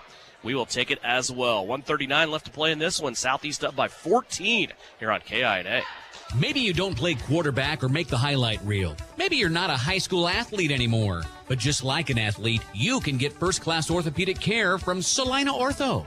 Their doctors and staff strive to get you back to an injury-free, pain-free life as quickly as possible. Saline Ortho has a doctor on call 24/7 for all orthopedic injuries. So next time you're injured, trust the experts at Saline Ortho. Your voice, your choice, past, present, and future. See them online at salineortho.com. Exit 14 Restaurant in Gypsum, Kansas is cooking up something amazing today. Whether you want to order from our menu or try one of our delicious daily specials, try one of their scrumptious desserts. Exit 14 is open for lunch Tuesday through Saturday 11 to 2 and 5 to 9 Thursday through Saturday. Head out to try Prime Rib Night last Saturday of the month and open for Chicken Dinner Day on the first Sunday of the month. Exit 14, 512 Maple in Gypsum, Kansas. Great people, great food, good time. Work hard, play hard. Good luck, Trojans, from Roselawn Memorial Park in Salina. To learn more, visit roselawsalina.com. Back to action and a quick foul on Southeast of Saline as Cameron Cleveland kind of stumbled her way to the basket. A foul called on Southeast will send her to the free throw line. 1:32 left to go. That last foul on Reagan Getz is her third. Cleveland makes the free throw. Nobody really in foul trouble desperation here. We don't have anybody with 4 or even fouling out of this game. 2 free throws by Cleveland are good. Well, Devin, my notes are never as good as yours, but I don't have that many missed free throws. No. Like, it's been nice. I mean, these players have gone to the line. They've buried them. I mean, they've made you pay for the fouls. It's really been nice to see. They've literally been free. Southeast is 6 of 7 in this game, and the opportunities that they've gotten. There's Maddie Harris up top. 76 seconds left to go. She'll hand it off to Slazner. 53-41. Here's a backdoor cut by Reagan Getz, and Slesner drops a dime on her. Reagan Getz with 9 here in this game. Remember, she had that big 14-point blow-up against Hillsboro in the victory against the state-ranked Lady Trojans earlier this year. Excuse me, later last year, if you want to. There you go. And Devin, you're gonna look at the points total, and it's gonna look like Carson didn't do a lot tonight. But Carson's controlled this game. Yeah, like it's just so calm. She's calling for the basketball right there. She's fouled. We're gonna see her shoot free throws at the other end. This is the type of game that we're seeing the senior mature into. It's like, you know, we've watched her mature as a player. She's had to do so many different things. She's had to wear so many different hats. And now we're kind of watching her just, like we said, be the mother hen. She's facilitating. She's doing what she needs to. She's got a lot of assists, a lot of rebounds, and she's just making sure the game goes through her tonight. And this is a team that she doesn't have to score a lot on. I mean, you and I talked about that at halftime. They put 55 on the board so far tonight. Carson only has 5 right now. She steps to the free throw line with a chance to earn more, but she misses the front end of the 1-and-1. Maddie Harris comes in, gets the rebound. Now she is fouled. So you look at that, you say, okay, if we go on the road to Minneapolis the last 3 seasons, and Carson Slesner's held to 5 points, do you have a chance to win? The answer is probably not. No, we probably don't. No way. No way in heck. Now you look at it. They're in control by 14 points, and they have 55 on the board. And here's where things get interesting. Like, what do you do defensively when you're looking at Southeast of Saline? Obviously, your best defender's got to take care of Carson. If you don't take care of Carson, she will go off. Yeah. But now all of a sudden, there's 6 or 7 players out there capable of scoring, and we've seen it night in and night out from these girls. 2 free throw misses by Maddie Harris there at the line. But just as we were bragging on the Lady Trojans free throw shooting, they take a tank on us. 23 and seconds. Not even close. Yeah. I mean, Maddie, we'll talk to her about that. She wasn't even close. Really good move to the bucket right there from Cameron Cleveland. Very impressive player. This Minneapolis team's impressive from both sides of the basketball. Brian Weatherman still burning all of his timeouts here with 16 seconds left to play. His team down by 12. 16.8 left. Want to stay tuned with us, though, in post-game. We'll have final numbers of this one. Also take a check of the Bennington State Bank scoreboard and a Vernon Jewelers gem of the game. We'll also get you ready for game number 2 of our doubleheader tonight as Southeast of Saline, 4-2 overall. They're winners of the big game right before Christmas break over Sacred Heart. And Southeast of Saline in sole possession now of first place on the boys' side of the NCAA. They'll take on a Minneapolis team that is struggling this year. They've lost 3 in a row, and they come in 1-6 to this contest. And we have heard rumblings that their leading scorer is not playing tonight due to 2 technical fouls in their last game. And I understand school policy is you get 2 technicals, you set out the next game. It's a tough one. Leading scorer out, head coach of the opposing team out. You know, it's one of those can be controlled. Coach Flax will be coaching from home, not controlled, as we see Carson right there with the illegal dribble. Put 2 hands on the basketball before she dribbled again. She did take off 8.8 seconds, though, so that's good. Just 8 seconds left in this one. Minneapolis with it. Could be the last possession of the night. Shot up, no good, and that will do it. 55-43. Southeast of Saline's ladies in the top 10 in the state in Class 3A. They take care of business here as they get a big victory. Their first road victory in league play of this season, 55-43 over the Minneapolis Lions. When we come back, we'll have final numbers for you. Postgame is here. It's brought to you by Commercial Tire Centers. Whether you're on the road or other activities or your next Trojan contest, want to make sure your tires are up to par and you are getting as much of the road as you can, especially in this wintry weather. Commercial Tire Centers is the place where you can get all of that taken care of. 55-43, our final. Lady Trojans win it over Minneapolis right here on KINA.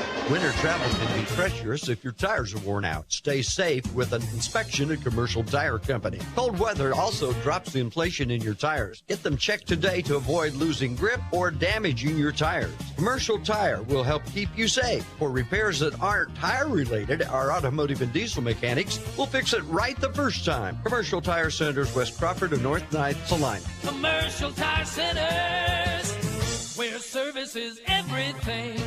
The name is JJ Lawn Care, but don't let the name fool you. It's not just lawns they care about, it's their customers. JJ Lawn Care is a locally owned business that works with people in and around Salina on more than just lawns. Warm weather is winding down. Fertilizing and winterizing your lawn and removing those pesky leaves can be a real chore. Let JJ Lawn Care come to the rescue for your fescue. Give Jathan a call today at 820-7728. JJ Lawn Care, caring for more than just your lawn. At home or on the road, K4 Garage will keep you moving.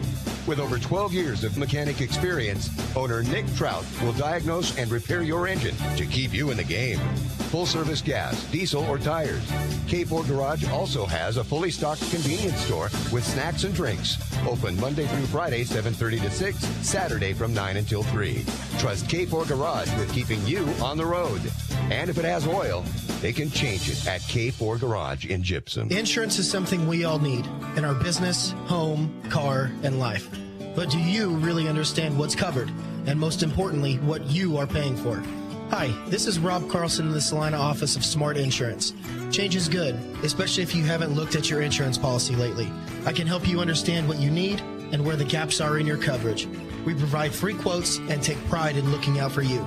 Smart Insurance, with locations in Salina, Abilene, and Harrington.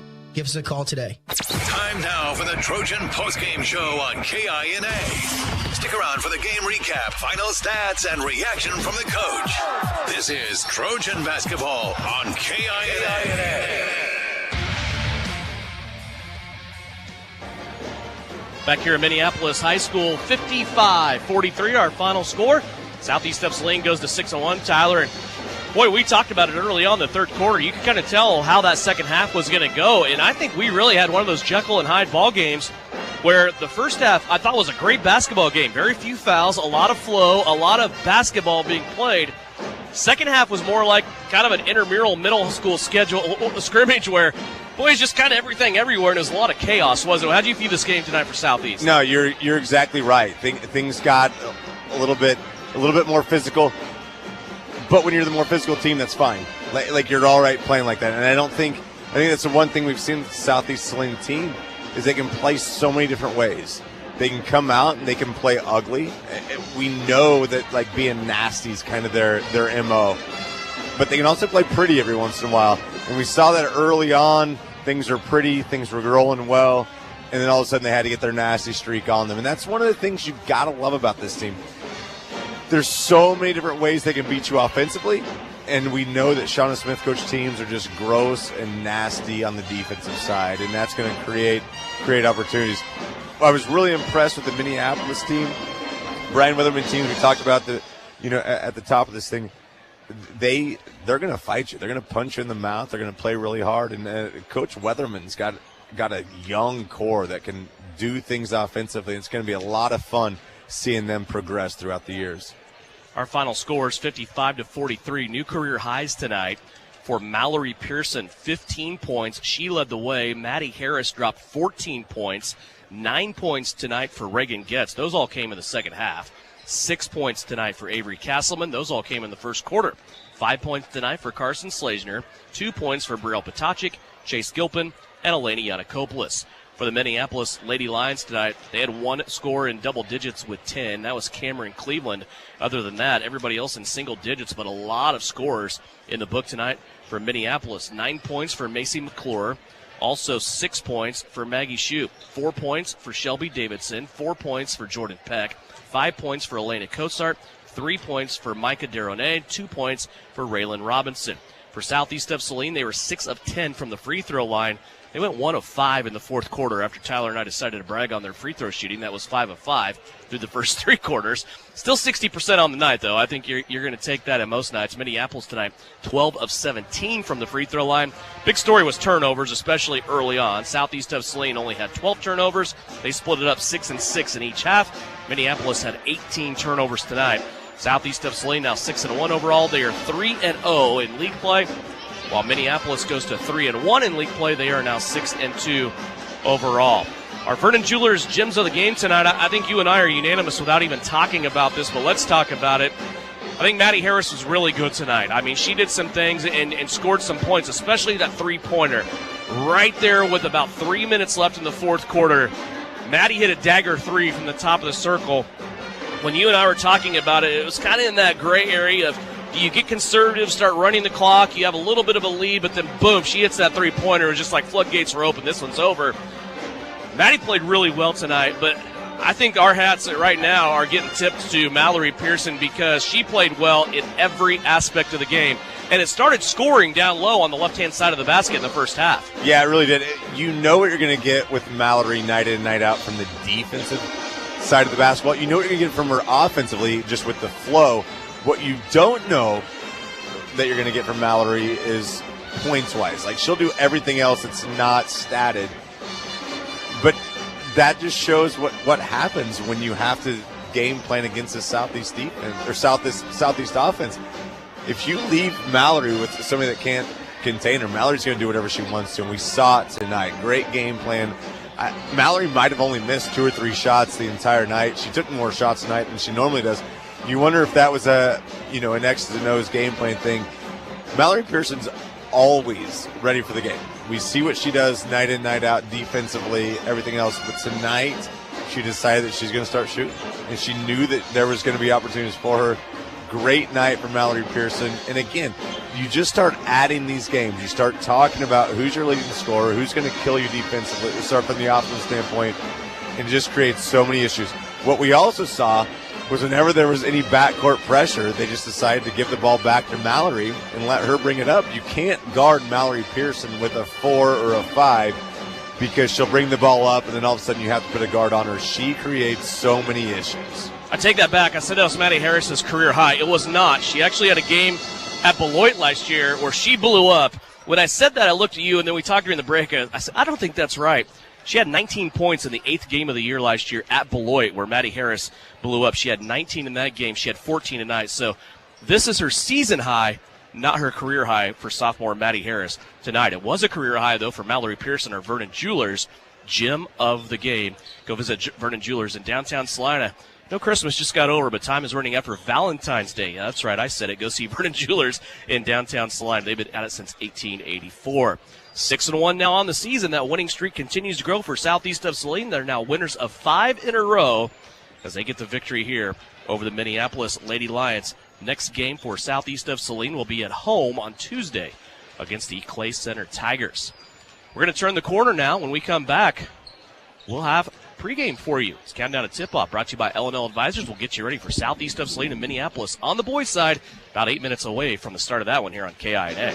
Are you looking for a local brokerage firm to help with your Medicare, life insurance, and annuities? L&L Advisors is the #1 local Medicare supplement and insurance specialist. Medicare can be confusing. Let the experts at L&L Advisors help make sense of it. Stop by one of 3 locations in Salina or McPherson and speak to an agent about the needs of your family. L&L Advisors, main office at 717 Roach, right off Crawford, and their second location in the Central Mall in Salina, and a new location in McPherson, based on honesty and trust. Contact L&L Advisors today. Hi, everyone. It's Flanell Garrettson from SalinaHomes.com. It's a new Trojan basketball season, and our coaches have devised a solid game plan. Just like basketball, to reach your goals in the real estate game, we need to have a dynamic game plan. I enjoy working with many of our Trojan supporters in all aspects of real estate. Upsizing, downsizing, investments, town or country. One call to me, and we will get your personalized game plan ready to win.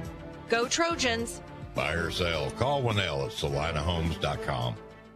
The following is a presentation of Eagle Radio and KINA Sports. Trojan basketball is on the air. On the air. This is Countdown to Tip-Off for Southeast of Saline basketball on KINA Sports. Coming up, you're going to get a full preview of area games, analysis on this matchup, and keys to a Trojan win. Now let's head to the gym for Countdown to Tip-Off right here on KINA.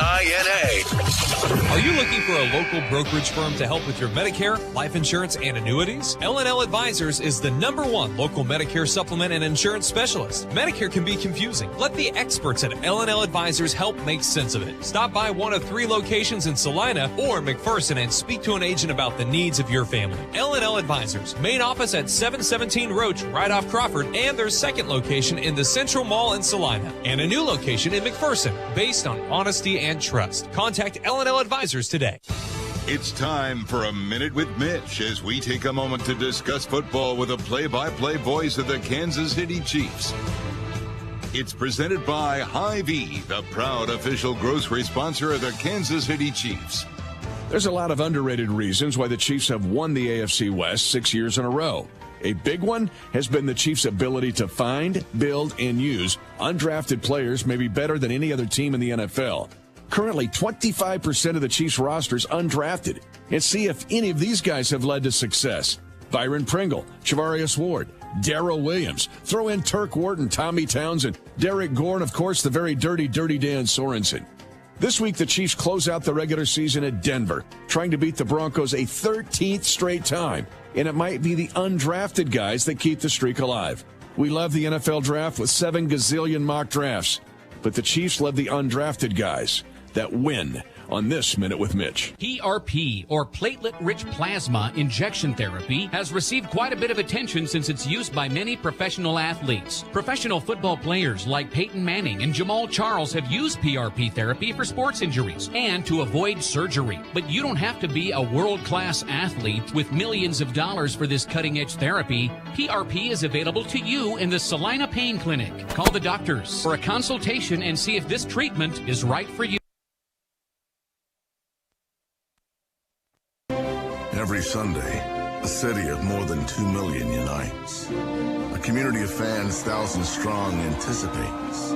A team of 53 players charges the field. It's a sweep left to the fullback, and a great block springs him to the outside. He's up the left sideline. And one grocery store is proud to support them all.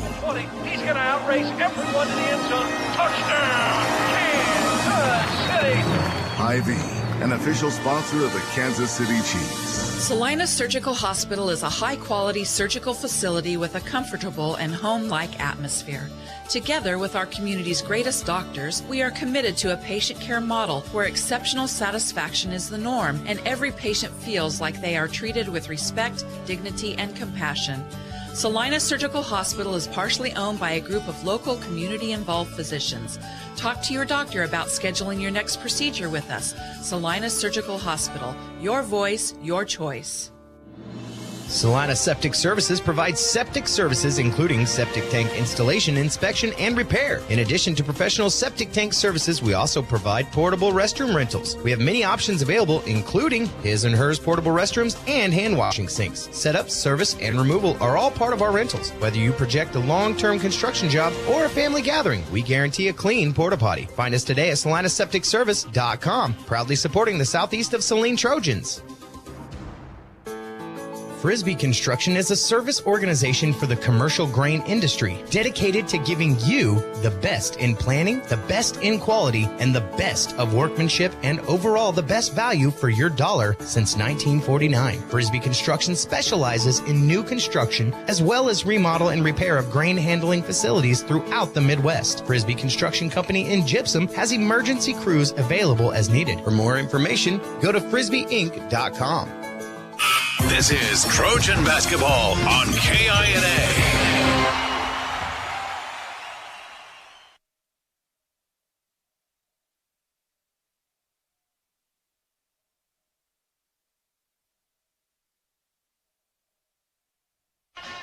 Back here in Minneapolis High School, Devin Haney, Tyler Smith, Countdown to Tip-Off is brought to you by L&L Advisors with 3 locations. 2 in Salina, one over by Salina Stadium just off the corner of Crawford and Roach. 1 in Salina Central Mall by Joann's Fabrics, and another in downtown McPherson. After a big Lady Trojan victory, getting ready for the guys' turn. Southeast of Saline comes in, one of the top 10 ranked teams in the state of Kansas in Class 3A, according to the Kansas Basketball Coaches Association. The biggest obstacle for Southeast of Saline tonight, playing without their head coach Bryson Flax, who's out of this game. He expects to be back with the team next week. So Trent Douglas will have the opportunity, along with Joe Ross by his side, to lead this Trojan team here on the road. It's the first road game in league play for Southeast of Saline. But, boy, Tyler, this Southeast of Saline team really, really played well in the 2021 portion of their season. Yeah, they really did. I mean, you look at the record, you look at 4-2, and, you can twist that any way you want. But they have absolutely answered the bell. I mean, this is exactly how Coach Flax wants this team to be right now. Both losses against top-ranked state teams, and they were fought hard. They weren't losses that you look back on and you're disappointed with. They fought, and this is exactly where you want to be when you're Coach Flax heading into the new year. The Southeast of Saline team comes in after their portion of work in 2021, leading the NCAA. They're 2-0 in league play with victories over Beloit and Sacred Heart. Those were big victories. Yes, they were at home for Southeast, but right now when you look at the standings, second and third place in the NCAA behind Southeast of Saline is Beloit and Sacred Heart. We'll talk more about that. We'll also have starting lineups for you in the tip when we come back after this. Are you looking for a local brokerage firm to help with your Medicare, life insurance, and annuities? L&L Advisors is the #1 local Medicare supplement and insurance specialist. Medicare can be confusing. Let the experts at L&L Advisors help make sense of it. Stop by one of 3 locations in Salina or McPherson and speak to an agent about the needs of your family. L&L Advisors, main office at 717 Roach, right off Crawford, and their second location in the Central Mall in Salina, and a new location in McPherson, based on honesty and trust. Contact L&L Advisors today. Gabe with Sage Products in Salina, offering industrial strength products that get the job done right. We are featuring hospital grade disinfectant sprays, wipes, and hand sanitizers to keep you safe this time of year. We carry toilet paper with a large assortment of hand towels. Check out our private line of colorful products like Mom's Streak-Free Glass Cleaner or our friendly Amazing Green Bowl Cleaner. Go online to sageselects.com, visit our 9th Street location in Salina, or call 309-1919. You're telling me your driver turns you on remotely? It feels so good. One gentle touch of a handy remote or mobile app and my motor is running. And don't fret, my little pickup pal. New Image Audio installs these inside trucks too. Oh, yeah. You'll want it when the winter chill hits. A remote start from New Image Audio for cars, trucks, even diesels. All systems remote and cell phone capable. Nationwide coverage. Get yours at New Image Audio on South Broadway. In Salina. You're listening to Southeast of Saline Hoops on KINA. Back here at Minneapolis High School, Devin Haney, Tyler Smith, producer and engineer will be Big Sam Purdy. Brian Dennett is on video tonight if you want to get a live look at SalinaPost.com. Starting lineups right now being introduced to the crowd here at Minneapolis High School. Let's first go over the Southeast of Saline Trojans. Starting for him, coming off a really good game against Sacred Heart, probably the best I have seen Nakari Moracle-Palmer play. The 6'2" junior seemingly all over the place for Southeast of Saline in that big victory over the night, 60-39 before break. Nakari averaging 11 points a game. He leads the team in rebounding, assists, and blocks. He grabs almost 10 rebounds a game, 4 assists, and 14 blocks on the season. Leading scorers, Eli Sawyers, the 6'5" junior, averaging 18 points a game, 4 rebounds, and 3 assists. Drake Augustine is a 5'10" junior. He averages 4 points a game, 2 rebounds, 2 assists. Daniel Kerr, a 5'10" sophomore, averages 6 points a game, 2 rebounds, 2 assists. And Luke Gebhardt leads the team in offensive rebounding. The 6'1" junior also over 11 points a game, 4 rebounds, and 2 assists per contest. The head coach is Bryson Flax. He is away from the gym tonight, so they will be led by Trent Douglas and Joe Ross. For Minneapolis, they will lead out on the floor, 5'11" senior Colby Rice, along with Colton Hoppy. He's a 6' senior. Tucker Smith is a 5'10" junior. Jonathan Lowe is a 6' senior. And Riker Nelson is a 5'9" senior. Leading scorer Colton Johnson suspended for this game. He got 2 technicals in the last meeting, we understand, by Minneapolis, so that is school policy. He will have to set out this game. Also, Dylan Cosart, a 6'4" senior, out. He is suffering an injury from football season that he is still on the mend for. Head coach John Darrow for the Minneapolis Lions. Tyler, obviously, maybe a mismatch here tonight when we view it, but the first road game can always be an adventure, especially the first game from break. When you come back, Minneapolis has also already got a game underneath their belts this week, playing Tuesday against Republic County. What are your New Image Audio keys to success tonight for Southeast of Saline on the guys' side? Well, we've talked about Coach Flax being out, and obviously you never want to be out as a head coach, but it's kind of a great opportunity to see where your culture is. I mean, in Coach Flax's 4 years, the culture he's created, it's going to – I'm not going to say he's going to enjoy it. I'm not going to say he doesn't like being here, but he's going to get to watch his squad go out and play right there as we see the tip won by Minneapolis. But this is what even so, it's almost like when you're a teacher and you have the substitute come in, you want to hear how your class, how great they behaved when you weren't there. He's wanting to see how this is going to go under the tutelage of Joe Ross and Trent Douglas, and great assistant coaches to see Minneapolis get the first bucket. But he's going to sit back and he's going to watch his kids play hard without him being here, and that's what he needs to see. There's a drive to the basket that is up and good for Minneapolis. Right down the middle of the paint went Colton Hoppy. First points of the game for Minneapolis. And we see Minneapolis hitting a little 2-1-2, a little 2-3 zone.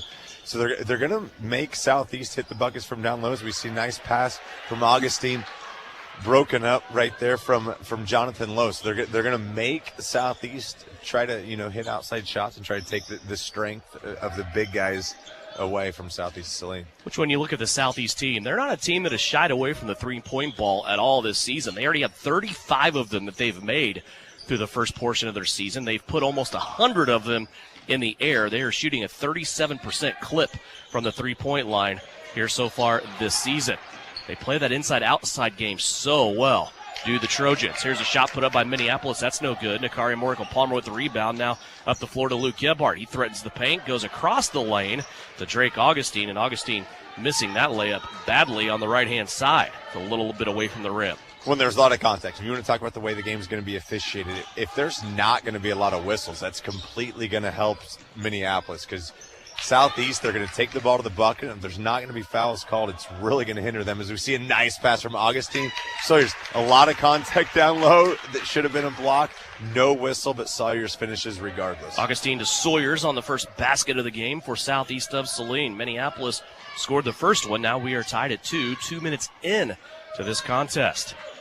Southeast back now on defense. There's a behind-the-back dribble and a floater at the basket. That is no good for Minneapolis. Here comes the break. Sawyers off the rebound. Up the floor to Augustine. Augustine trying to draw contact. Slams on the brakes. His shot rattles in and out. No good. And here come the Lions after grabbing the rebound. Again, we've seen a lot of contact both ways. We're seeing a lot. Can you tell it's the first game from break? Southeast, we've got hands on knees already. This is a team that's very well conditioned, but you can just tell, just getting in that game flow again. We're only a couple of minutes in. You're going to see Southeast push. They're going to push. They're going to push. They're going to push. The talent level is on the outskirts, just looking from the outside, looking just too much for Minneapolis. I know it's early, but you're going to watch them push. Nakari Morrico-Palmer with the steal right there. Nakari after the steal, a mean crossover, and then seemingly 2 steps inside the free throw line, goes up and scores. First lead of the game for Minneapolis. Here's another steal, Luke Gebhardt. It's the second one of the night. He's going to go to the right-hand side, and here comes the run from Southeast of Saline. 3 different Trojans in the scoring column. And now another near steal. Sawyer's on the floor battling for the basketball, and a jump ball situation is going to give it back to Southeast of Saline. So 4 turnovers in 4 possessions here for Minneapolis. Yeah, the defense is just menacing right there. And not only just turnovers, but those live ball turnovers that we always talk about that lead to easy buckets on the other side. Here comes Drake Augustine, 6-2 lead, Southeast of Saline.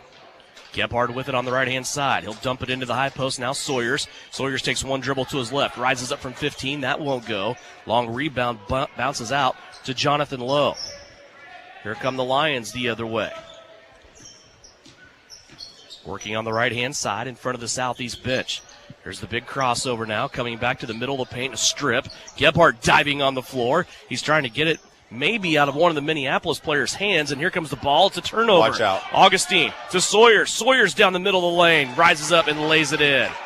Sawyers tried to shield off a defender that time. I think he had bad intentions on his mind, but ended up playing it safe that time and laid it in. It's an 8-0 Southeast run. Another shot by Minneapolis is wild. Here comes Southeast running again.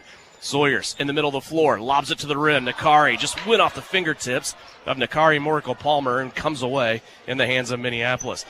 Now this game kind of has taken a quick turn to that kind of mismatch at lunchtime at the Y, hasn't it? It really has. You can just start seeing that defensive pressure is just tightening, and it's going to make, if you're going to run, you want to play, go ahead, because that's what Southeast is built for. Colton Hoppy inside, played a nice ball down low. This is going to go to Jonathan Lowe, and he gets two. That'll break the Southeast of Saline run. Yeah, and you'll see that. And Southeast can run, but they would love to get in the half-court offense with these guys, as we see Kerr right there turn the ball over. But I think they're perfectly fine with their half-court offense against this defense. Boy, all the juice that we had in the gym for that girls' game has kind of gone away as Southeast of Saline gets a deflection and a takeaway there. It's a quick moving first quarter, already down to the 3-minute mark. Nakari on the right wing, little head and shoulder fake, now plays it to Sawyers off the dribble. Eli catches and lays it in off the window. Half a dozen points already for Eli Sawyers. 10-4, back to a 6-point Southeast of Saline lead. Minneapolis has it on their side. Little give and go and a block by Sawyers. Boy, he adjusted his block point in midair. Now Daniel Kerr brings it away. He tried to get it to Sawyers, threw a little bit behind him, and Minneapolis comes back with it. 3 turnovers for SES. So far, Trent Douglas, proud of him on the bench, just coaching away. He has a tendency a little get fired up. I don't know if you noticed that about Dougie or not. He does, but there's really been no reason to get fired up yet. You know, the team's, I'm assuming, executing exactly as we see it. A shot fired up right there from Mason Scott, but right now, running the ball, great pass from Morical-Palmer. You and I had a beautiful angle of that pass. That is definitely the Everhart precision pass of the game. There was a window about the width of a basketball where Nakari could have got that ball in, and he did to Drake Augustine. He did, and we talk about it all the time. It just seems like sometimes the game slows down so much for Nakari, and he sees things that you don't see unless you have an angle like we did right there. Great look from Nakari. Everybody else in the gym that didn't have that angle is probably wondering why we were going nuts. Well, we had the angle. Pretty. It was awesome. Eli Sawyers and Daniel Kerr going to take their first break. Caden Isaacson into the game for the first time, along with Case and Lilly. 2:13 left to go, 10-4. Southeast of Saline. It will remain that way as Drake Augustine missed both of his free throw attempts. Full court pressure now off of the miss by Southeast of Saline. They have the Lions pinned in the backcourt still. 2:05 left to go here, first quarter. Minneapolis finally gets it across the timeline to break the count. Up top with the basketball and a turnover. Here comes Case and Lilly. Lilly down the left-hand side of the floor, slams on the brakes. Now plays it out to Luke Gebhardt, top of the circle. Luke all the way to the cup, and a blocking foul will be called down low. That'll buy Gebhardt a couple of free throws. Yeah, really good job from Kaysen after getting the steal, not forcing anything offensively, kicking it back out. You see a couple of passes. Gebhardt did a good job attacking the bucket, and a good call right there. A lot of times you'll see that called a charge. Feet definitely weren't set. Defender was out of control. Gebhardt with 2 free throw opportunities. Case Lilly's 8th steal of the season so far. Luke Gebhardt's first free throw is up and good. Luke has 3. Augustine will come out of the contest. In for the first time for Southeast of Saline will be Drew Richardson. And if you want to play the game like who won the best shoes from Santa Claus, right now Case and Lilly got those. We're seeing purple with pink. Nice. I mean, really nice. I mean, as a 40-year-old dude, I couldn't pull those off. But Case and Lilly with the best shoes on the court right now. The color combo oddity has to go to Nakari because he has every color of the rainbow on his 2 shoes. Underneath, a couple of opportunities for Minneapolis. Finally, that rebound going to be cleared by Drew Richardson. Here comes Drew up the middle of the floor, across the timeline. Places to Gebhardt. Luke never really had the handle on that one. He's going to lose it as it squirts out of bounds. 4th turnover for Southeast of Saline. Yeah, you saw Luke never caught that clean. He was trying to get the basketball, bounce off his knee. A good defense right there for Minneapolis, just getting the hands in the way, making it difficult for Gebhardt to catch the basketball. 12-4, Southeast of Saline. 80 seconds left to go here in the first quarter. Full court pressure once again by the Trojans. Speeding up the floor is Riker Nelson. Now they'll play it inside. Little pump fake. And a ball that got floated to the Southeast bench and eventually turned over by Minneapolis. Here comes Southeast down the floor. Gebhardt on the left-hand side. Skips it back right. Richardson for 3. Can't get it to go. Rebound being batted around. Minneapolis will control it. Here come the Lions back the other way. Still having to deal all over the place with this pressure being applied by SES. Minneapolis will set an offense up. They come to the right-hand side. Tucker Smith with it. He'll drive to the paint. And a shot up and a foul as Ryan Parks gets into the paint and scores for the first time. Yeah, nice little play. Found him cutting in right there. You see they're going to give the foul to Lilly. Just coming in late. I think it was Nakari that might have just slipped defensively and let that cutter come through. So awaiting his chance at a three-point opportunity is Ryan Parks. Just had 3 total fouls called in this first quarter. Parks misses the free throws. Caden Isaacson gets the rebound for Southeast of Saline. Off to Drake Augustine. Isaacson, Augustine, Lilly, Richardson, Sawyers rounding up the first quarter here for Southeast. High post entry now to Caden. Took a couple of dribbles. Traffic got the best of him. Ball knocked away, but he gets it right back. 16 seconds left to go. Sawyers has a high post. Out to Lilly. Open 3. Off the backboard, he got it to go. Kason Lilly for 3. 7 seconds left here for Minneapolis. Speeding up the floor across the timeline with 5. Now met there by double team. Now 3 Southeast defenders. Somebody's got to rotate for the Trojans, but it's too late. Minneapolis throws one up in desperation. 15-6 at the end of 1. Southeast of Saline leads it, and it's brought to you by Saline Surgical Hospital here on KINA. Suburban Appliance Center is your official dealer for Traeger grills. Check out this 6-in-1 versatile unit that grills, bakes, smokes, roasts, braces, and barbecues. Suburban is your exclusive dealer for the Traeger Timberline series, and they have your Traeger spices too. Suburban Appliance Center, they are locally owned and they offer appliance brands like Amana, KitchenAid, Whirlpool, and of course Maytag. Suburban also offers exceptional service.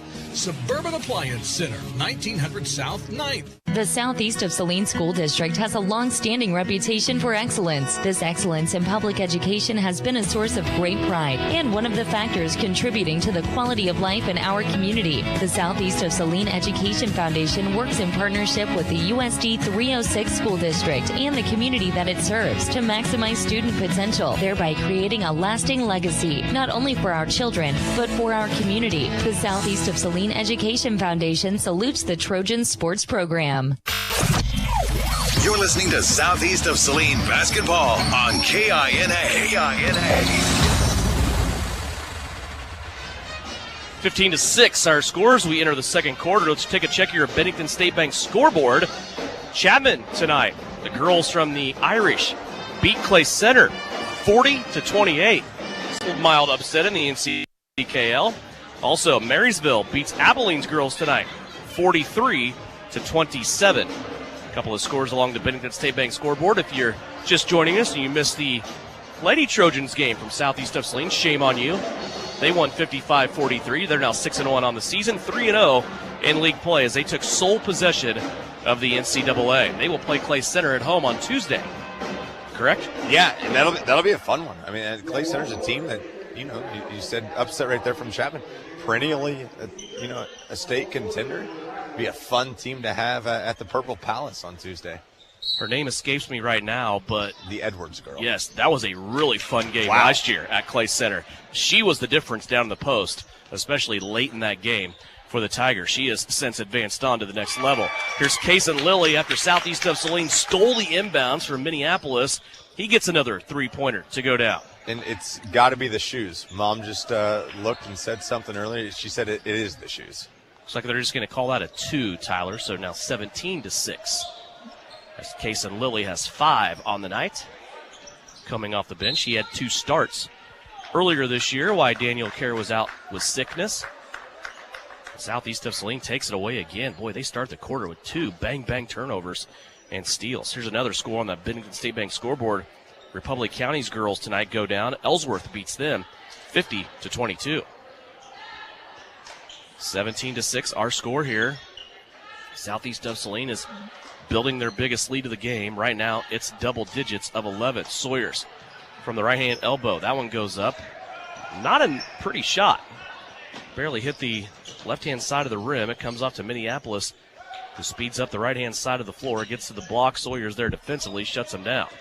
Now a bounce pass taken away by Sawyers. Here comes the break. It's 3-on-3. Eli right in the middle of the floor. It goes to Isaacson. Somehow he turned, did a complete 360, kept his dribble the whole time and never traveled with it. Now to Drake Augustine. He dribbles into the bubble up top at the keyhole. Now to the right-hand side, Drew Richardson. 6:40 left to go. Case and Lilly with it. Now back up top to Richardson. High post to Sawyers. Sawyers turns, surveys everybody, out to Lilly for three. Missed that one. He was 2 of 2 shooting before that shot.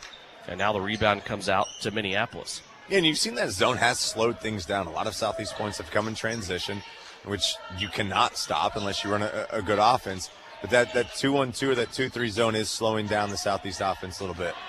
Here's a wild shot put up on the corner from Minneapolis. Can't get it to go, but they get their own rebound and put in a 2.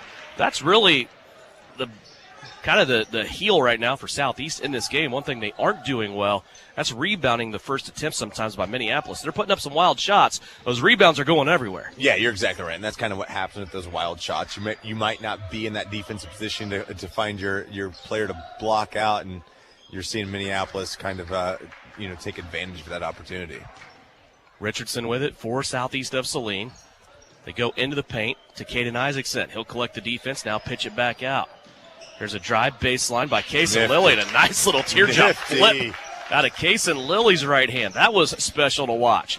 7 points now by Case and Lilly. Minneapolis just a little too sped up again in transition, and they're going to say it stays with Minneapolis only because Eli Sawyer's left toe was on the baseline. Yeah, if Sawyer's was a size 15 and not 16, I don't know how big those are, but yeah, his left toe was just out there right there. What I love to see about Case and Lilly is a lot of times these three-point shooters just get pigeonholed and they don't score very well from 15 feet in. You love to see that element of the game. That completely changes how many weapons you can have offensively. Daniel Kerr, Luke Gebhardt, and Akari Morrico-Palmer back into the game here for Southeast of Saline. 5:20 left to play before halftime. Here's a shot put up. That's no good from the far corner for Minneapolis. Southeast with the rebound that time after one shot. Transition, here's Gebhardt. Dribbles down to the baseline, now out to Kerr. Nakari thought about a 3, but he's closed upon quickly. He'll swallow it. He'll play it back out on a skip to the far side. Augustine. 5 minutes left to go before half. Sawyers down low to Gebhardt. Back out to Nakari. Here's Daniel Kerr. He hasn't taken a shot yet. That surprised me a little bit. Inside now to Gebhardt, who muscles his way up for 2. Nice ball movement on probably the best offensive possession of the night for Southeast. Yeah, without a doubt. We haven't seen a forced shot yet. It's just they're moving the ball. You gotta love to see that if you're Coach Flack sitting at home. Great job by Nakari Morrico-Palmer. Ball randomly just hits off a foot.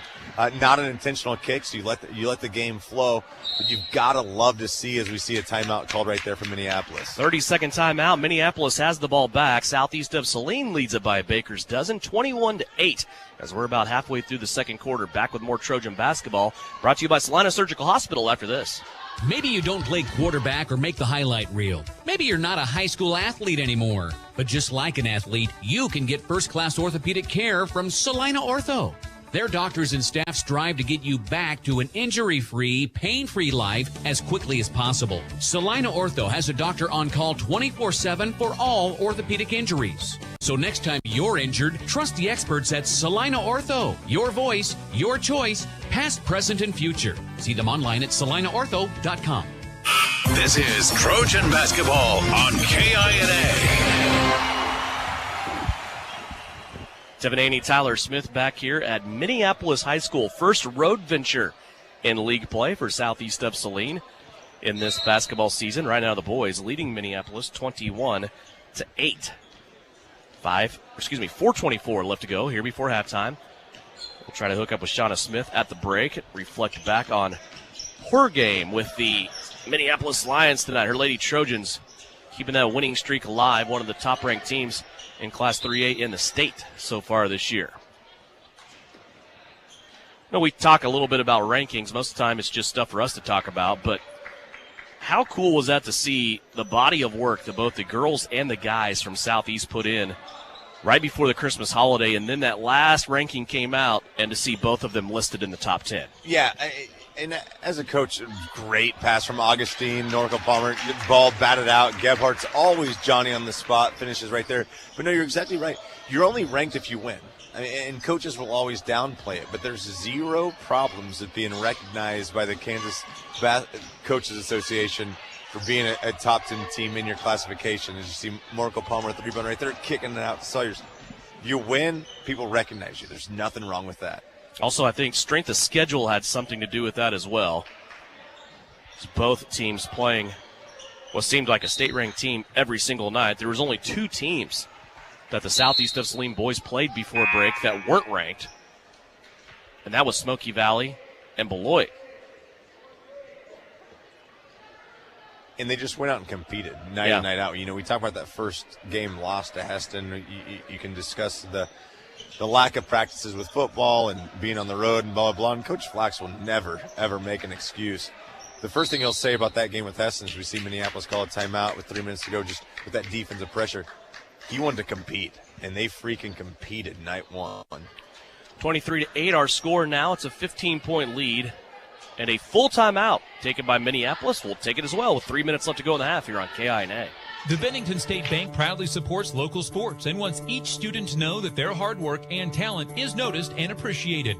At Bennington State Bank, they care about local communities and are committed to fostering long-term relationships through the delivery of excellent customer service, integrity, and fairness. From helping local businesses acquire relief loans to supporting community youth and nonprofits to helping you purchase your dream home or invest in your future, Bennington State Bank is here to help.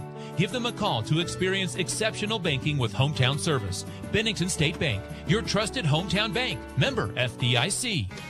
Need to make a power purchase by year's end? Can Equip has got you covered. With 14 locations, you'll find quality pre-owned inventory changing daily. Browse inventory right from your smartphone at canequip.com to see what's available. Looking for something specific?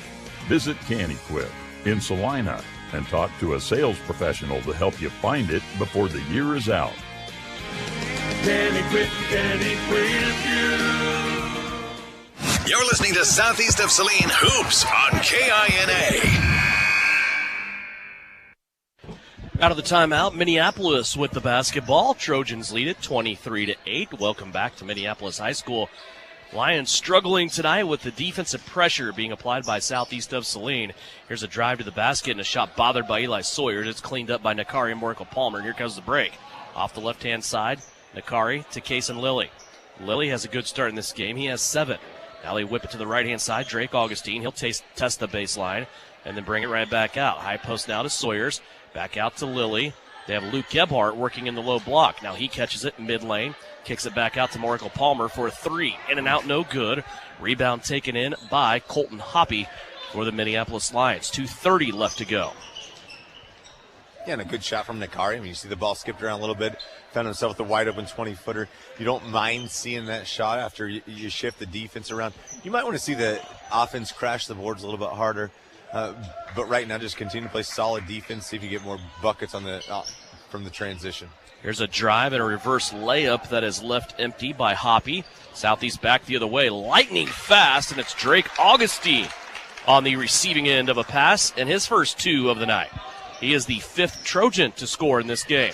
Here's a steal now by Kason Lilly out in that passing lane. Second steal of the night for Kason, off to Gebhardt. Luke for 2. Luke Gebhardt has a half a dozen in this quarter, now 10 for the game. Yeah, and if you look at the shot chart, there's so many points coming from the paint. And it's not pounding the ball down low. It's just transition, transition, transition. Make the game easy by playing really hard on the defensive side. I only remember Southeast of Saline making 1 jump shot so far tonight, actually 2, and they were both by Kason Lilly. He had the toe on the line on one of them. Other than that, you're right. They've all been right at the rim. And they're just jumping passing lanes. They know that they've got help on the defensive side. If they don't get that steal right there, you've got to love to see this. Just play hard defensively. Everything else will come easy. While we talk about their offense, you alluded to the defense. They've only given up, Southeast of Saline we're referring to, has only allowed 2 points in this second quarter, and it's almost halftime, 1:21 left to go. And we've seen acting head coach Trent Douglas only off the bench 1 time. That says something. Called a timeout only once. And I think he might be settled in for the rest of the night.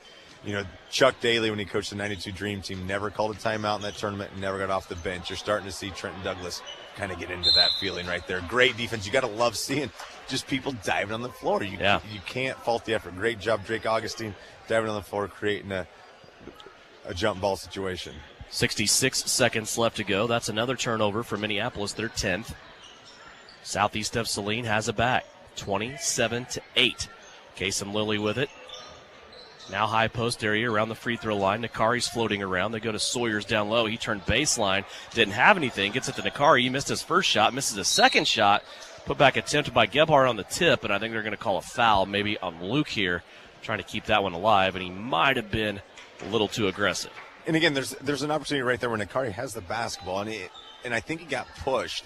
However, you want Nakari to come down with that ball, secure it, be strong, and then go up. There's going to be times throughout the season that he's going to have to secure that ball and be strong going up and not get rid of it so quickly. There's going to be contact. Gather yourself before you go. Beautiful full court pressure this time by Southeast. They leave a shooter open on the left-hand side. That one comes up, though, an air ball. And Kason Lilly with the rebound with a half a minute left to go. 27-8, still our score. Nakari with it, middle of the paint, out to Kason for three. Lilly missed on that one. Long rebound, though. It's ran down by Luke Gebhardt. Back into Sawyers and a three-point play. Opportunity coming up. Sawyers floating to the basket. Gebhardt found him, and the points and the foul coming up. Yeah, great look, great finish from Sawyers. I mean, there's been that contact all night. That time it was called. Great finish from number one. 29-8, a chance to put 30 on the board here. Sawyers goes to the free throw line. That last foul on Jonathan Lowe was his first personal. Just the third team foul against Minneapolis. First free throw is up. Only free throw is up and good. 9 points now for Sawyers. 16 seconds left to go. Still in the backcourt, Minneapolis. Down to 12.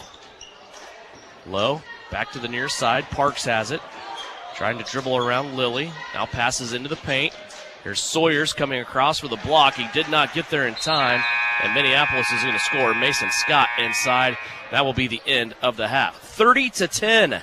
15 points in each quarter of play for Southeast of Saline as they lead it by 20 here at the break. When we come back on the Knauf Auto and Truck Accessories halftime report, numbers from the first half. Also a conversation with Shauna Smith. That's all coming up. 30-10. Trojans lead it by 20 here at the break on KIA. Knauf Auto and Truck Accessories. Everything to bling out your ride in one place, including top quality lift kits, wheels and tires, bumpers, Jeep accessories, fender flares, bed covers, bed liners, step bars, even custom painting. Knauf Auto is the and soil dealer and has many synthetics and filters in stock. Visit Knauf Auto on Facebook for specials, great ideas, and let them make your truck stick out in a crowd. Knauf Auto and Truck Accessories, supporting the Southeast of Saline Trojans. Hi, everyone. It's Flanell Garrettson from SalinaHomes.com. It's a new Trojan basketball season, and our coaches have devised a solid game plan. Just like basketball, to reach your goals in the real estate game, we need to have a dynamic game plan. I enjoy working with many of our Trojan supporters in all aspects of real estate. Upsizing, downsizing, investments, town or country. One call to me, and we will get your personalized game plan ready to win. Go Trojans! Buy or sell, call Winnell at SalinaHomes.com. This is the Trojan Halftime Report. Coming up, a first half recap. Shot at the horn! Stats, interviews, and a look at other area games. Now, let's get back to the gym for Trojan Halftime on KINA. Back to Minneapolis High School halftime of the boys contest, and it's 30-10. Southeast of Saline with 15 points in each quarter. They hold Minneapolis to 4 points in the second quarter. Put that all together, and they lead by 20 here at the break. Time now to flash back to the first game of the night. Southeast of Saline on the girls' side with a 55-43 victory over the Minneapolis Lady Lions. Coach Shauna Smith joins us now. Coach, this was kind of a tricky game for you tonight. You have the top two teams in the league, first and second place right now going at it, but Minneapolis had a chance to get a game in earlier this week when you did not. You also did not have practice because of the weather yesterday. Kind of maybe that rust worried you a little bit coming into this one. How'd you feel? Yeah, I did. I was kind of a little bit worried because we didn't play Tuesday, and they had already kind of got those out, and then not having practice yesterday was a hard one. But I told the girls coming out, that's what we talked about before the game, is that the first few minutes are going to probably be rough, just trying to get through that. And everybody's got to get through it. We'll sub early and try to get going. And, I didn't think we looked like that. Maybe we had a few, maybe in the second quarter looked a little bit like that. And I actually thought it looked more like we just didn't catch balls. It wasn't necessarily that we were maybe out of breath. We've been conditioning. I wasn't necessarily worried about that. But it was just like some of those balls that just kind of hit your hands and went out of bounds, whatever, because the game was kind of faster paced.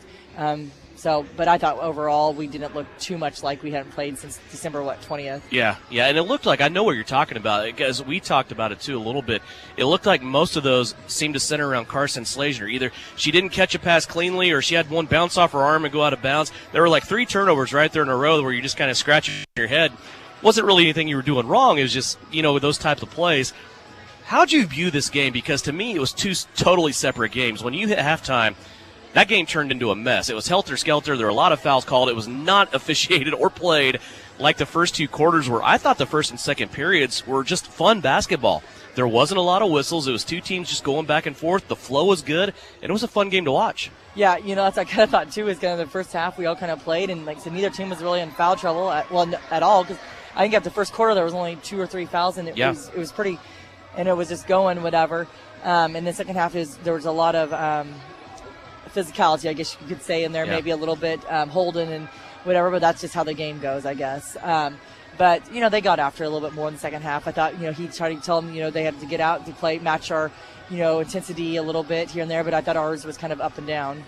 I want to start off talking about your defense, because there was a lot of ups and downs in this game as far as the flow and the way things were going.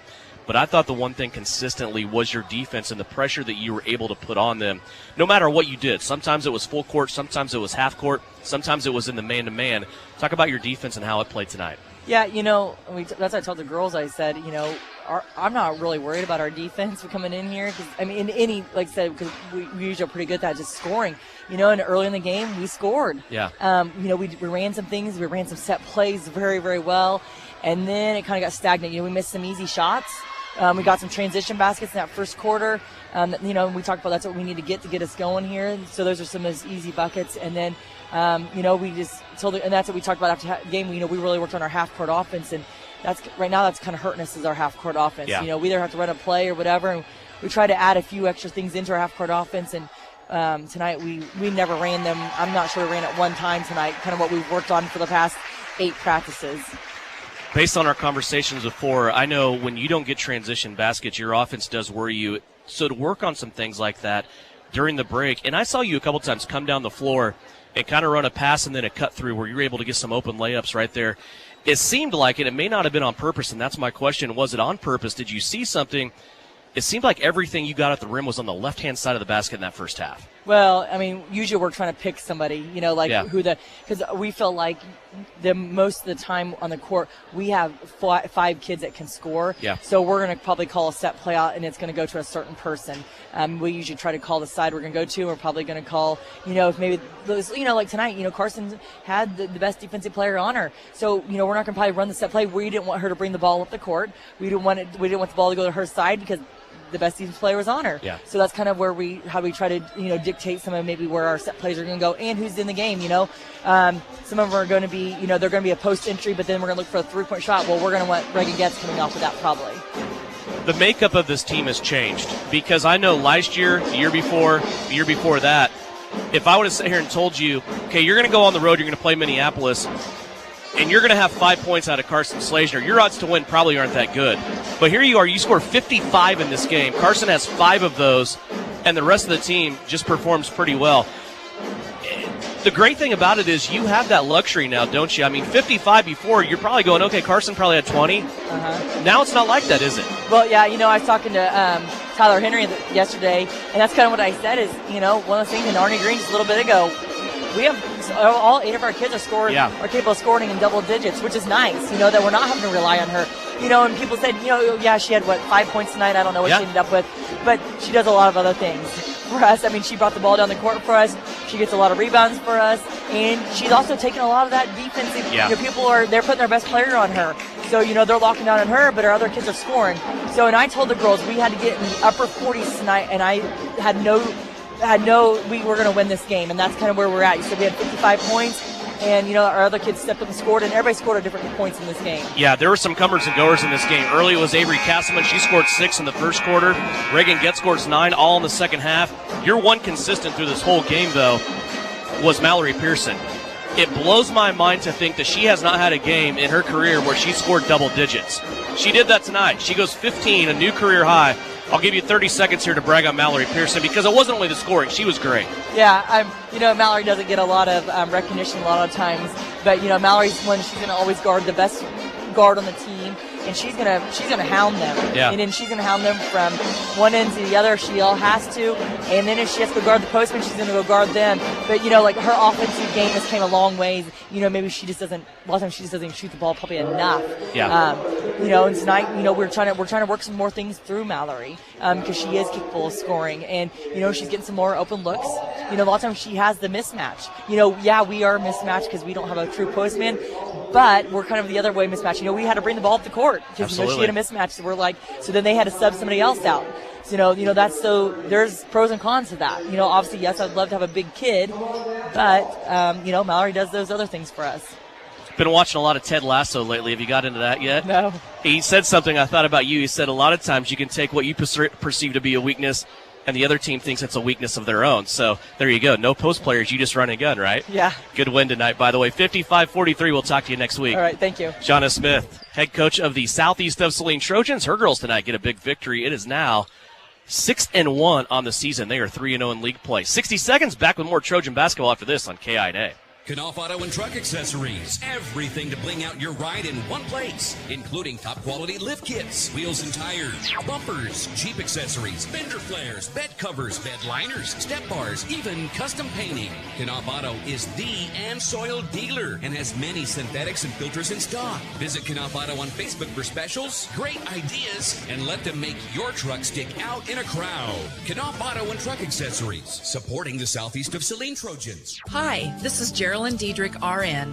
If you are planning on having surgery, it is an important decision, and finding qualified care for surgical needs is essential. At Saline Surgical Hospital, our board-certified surgeons and specialized team provide professional warmth in an intimate, home-like recovery care area. Talk to your doctor about scheduling your next procedure with us. Your surgical experience is our specialty. Saline Surgical Hospital is jointly owned by a group of local physicians and Saline Regional Health Center. This is Trojan Basketball on KINA.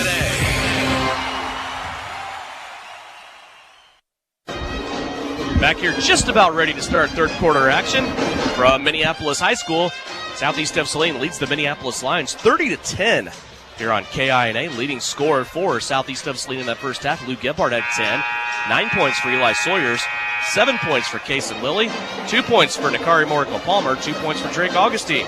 Southeast of Saline, 3 of 5 from the free throw line in the first half. They had 5 turnovers, only 1 in the second quarter where they started to run away from this thing. 20-point lead here at halftime. Nobody from Minneapolis has more than 2 points. Tyler, if you're Southeast of Saline, you look at the new image audio keys to success in the second half. It's just kind of just keep doing what you're doing, right? Yeah, it really is. And we see that Minneapolis has 10 turnovers, but that doesn't take into account the amount of, just quick shots and rebounds have just gone the other way. If you're Coach Douglas right now, you just want to continue to see that, just the chokehold put on and continue to force either turnovers or quick shots. We see right there, nice finish, really nice finish off a little set play from Tucker Smith. But you want to see that defense continue to lead the easy buckets. I sound like a broken record, but that's what you always need to see. It was a nice little pick and roll. Tucker Smith ends up with it. He was one of the Minneapolis Lions that has not scored in this game. He is now the 6th Minneapolis player to score in this game. They all have 2 points, 30-12. Here's a entry pass inside Eli Sawyers. Eli could not make the bucket because he was fouled. He will have to go to the free throw line and shoot 2. And I think that was one of the really good things you've seen from Southeast, and we discussed it earlier. There's been 0 forced shots. There's only been a couple jump shots even taken as Sawyers misses the front end of his 2 free throws. But continue just to work defensively. Give yourself easy shots on the offensive side. That leads to just growing the lead. 0 of 2 at the free throw line for Eli Sawyers. You don't see that very often. 30-12. Here comes a Near steal by Southeast of Saline, but Minneapolis there to take it right back.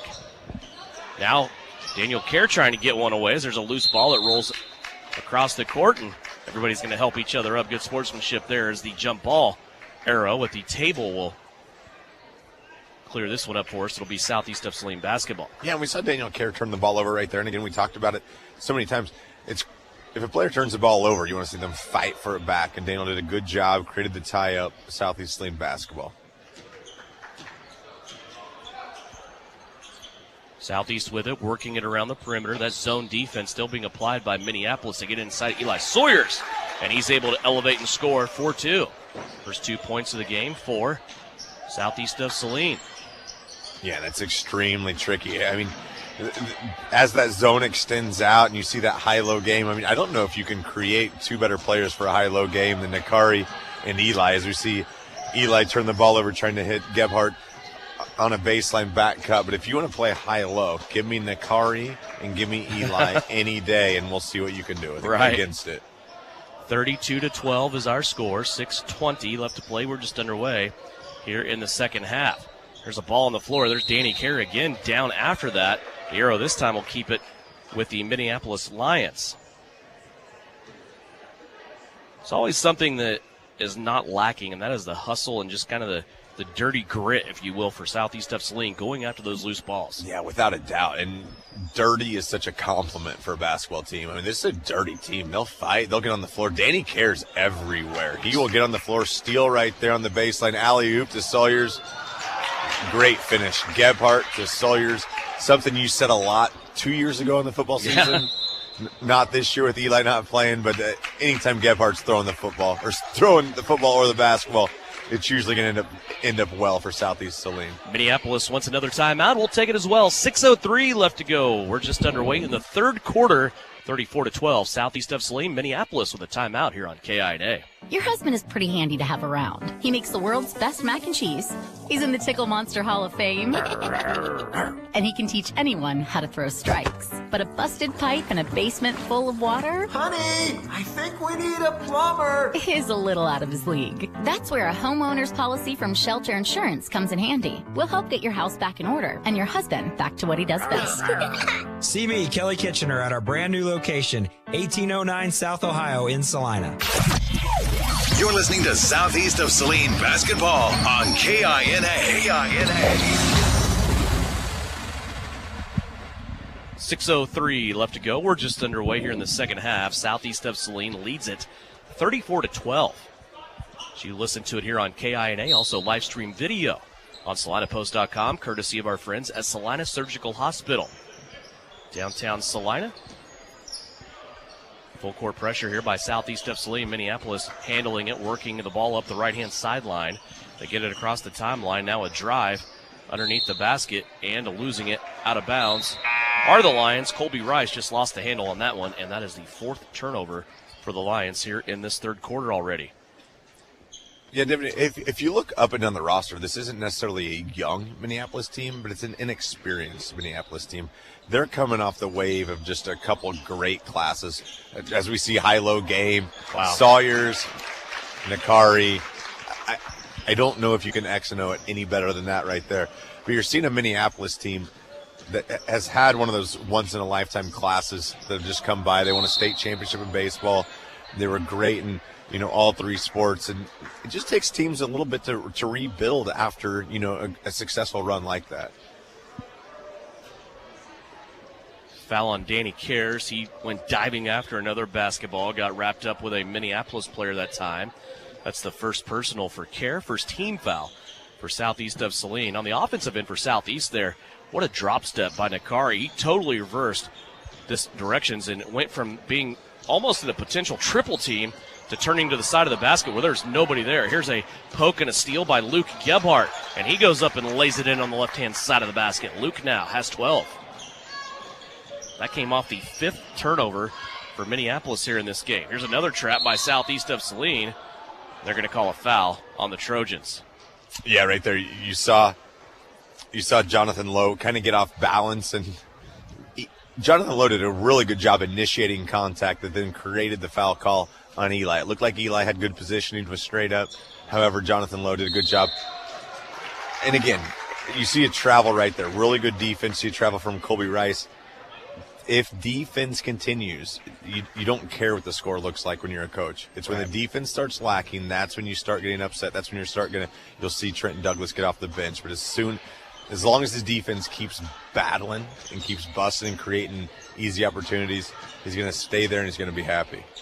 There's Sawyers. He caught it in down low on the right-hand block. Then he floated towards the free throw line. Tried a little fadeaway jumper. That comes up short. Minneapolis now with the rebound. 4:40 left to go here, third quarter. It's 38-12, southeast of Saline. Trojans looking for another victory here to compile with a victory they got over Sacred Heart right before break. Colby Rice with a floater and the 2. That is 4 points now for Colby Rice. He's the first one to score more than 2 for Minneapolis. Nakari, 15-footer for the right-hand elbow. Half a dozen points for Nakari Morico Palmer. 40-14 our score. We approach the halfway mark of the third quarter. Here's Rice now wanting to drive again, gets into the paint, stumbles a little bit, has a shot blocked, and it goes out of bounds. It will stay with Minneapolis as they will inbound underneath their own basket. Back into the game for Minneapolis will be Riker Nelson. Also coming back in, Colton Hoppy. It's like Bryson Blake for the first time as well.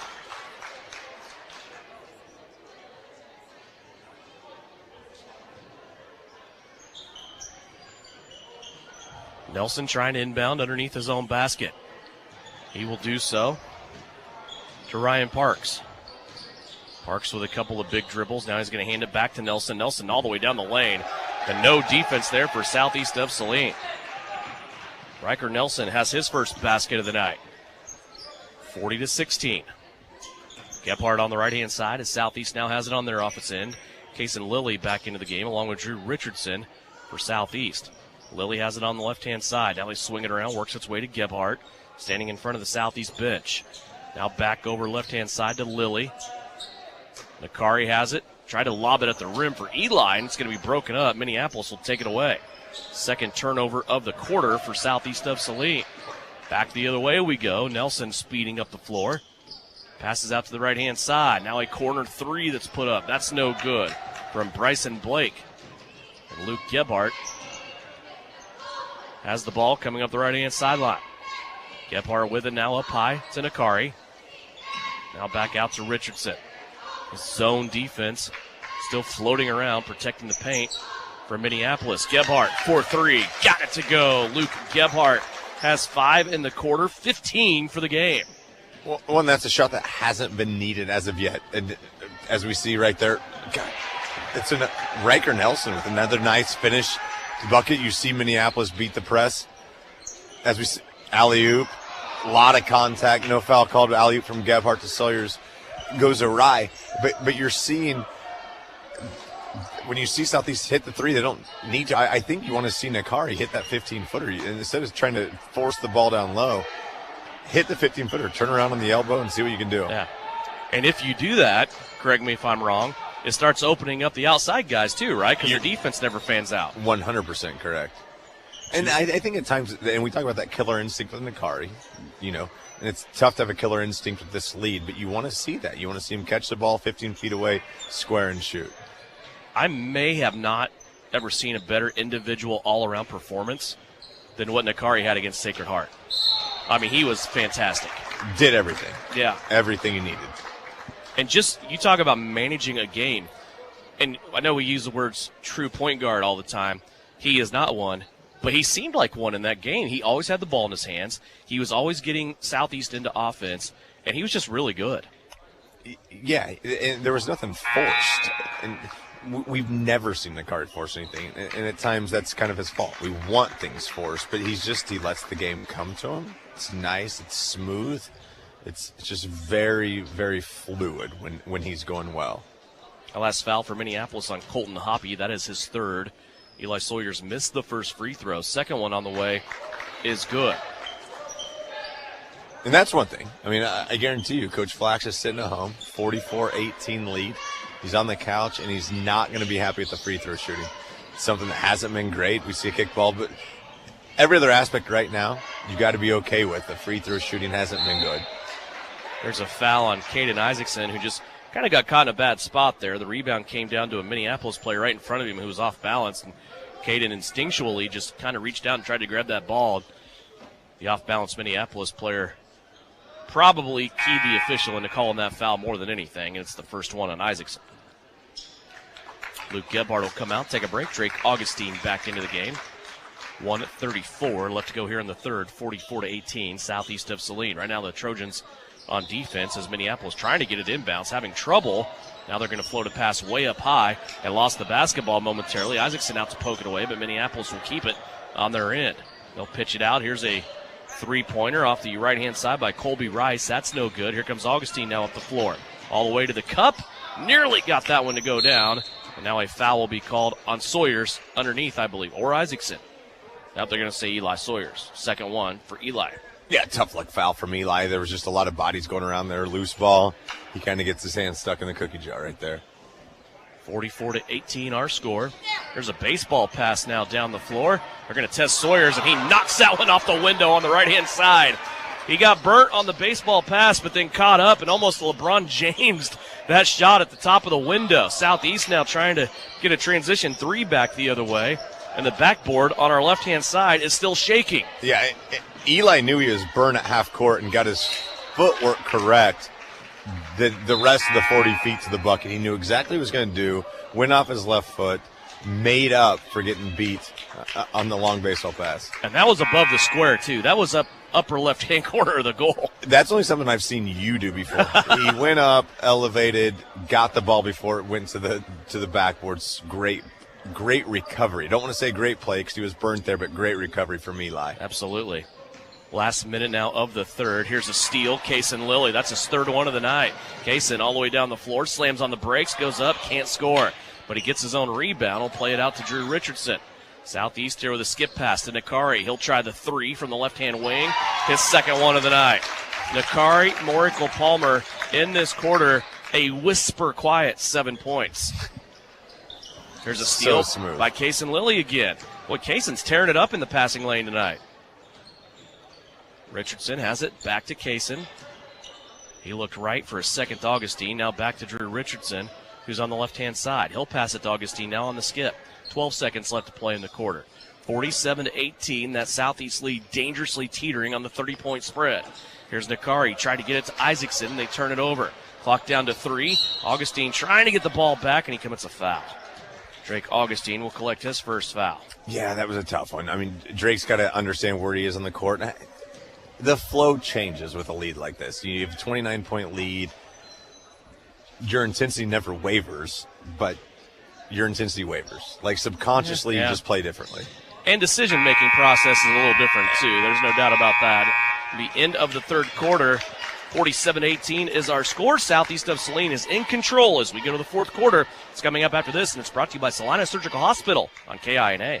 Troublesome car repair and everyone has told you it cannot be fixed or it's way too expensive? Try McKim Auto Service in Gypsum, Kansas. They do quick, dependable work and provide the lowest hourly rate in the area. McKim Auto will service your vehicle from front to back and everything in between. They treat you and your car like a friend or even family. McKim Service specializes in engine and transmission rebuilds. 701 Maple, Gypsum, Kansas. Wouldn't trust anyone else with my family car. So, if your repair seems grim, remember McKim. Give them a call today to make your appointment. When termites strike your home or business, you want to fight back with the best. Hasman Termite and Pest Control to the rescue. With over 57 years experience, they offer the best of options, including the new BASF High Precision Injection Treatment. Don't let termites get you down. With one phone call to Hasman's, they can put one in the win column for you. Call Hasman Termite and Pest Control today or visit HasmanTermite.com and follow them on Facebook. Work hard, play hard. Good luck, Trojans, from Roselawn Memorial Park in Salina. To learn more, visit RoselawnSalina.com.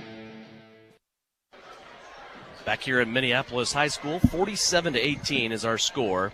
Southeast of Saline looking for their 5th win of the season. They sit atop the NCAA standings right now, leading Beloit, Sacred Heart, Republic County, Ellsworth, and Minneapolis in that order.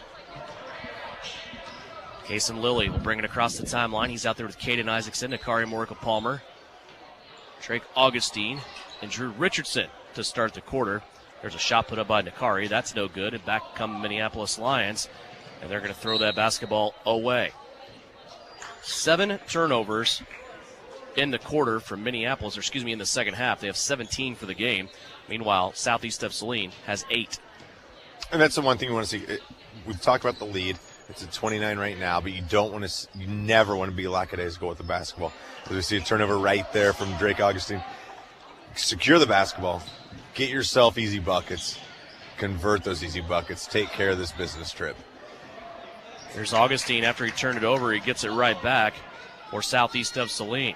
Back to the middle of the floor now. Kaysen Lilly has it. He'll play it left-hand side to Drew Richardson. Now back to Kaysen, who finds Nakari down low. A power dribble and a move to the basket. Nakari can't get it to go. Boy, lots of hand fighting and slapping inside. And a rebound by Minneapolis. Here come the Lions with it across the timeline. Right-hand side of the floor on the wing. Colby Rice with it. Couple of dribbles there. He cannot shake Drew Richardson defensively. Now he wants to go baseline. Steps through a defender. Might have got away with a travel there. And a rebound by Nakari Morkel-Palmer. Lead pass up the floor to Caden Isaacson. And he saves it off a hip of a Minneapolis player. What a play by Caden. Caden, and we've talked about this before. He's like the old man at the Y.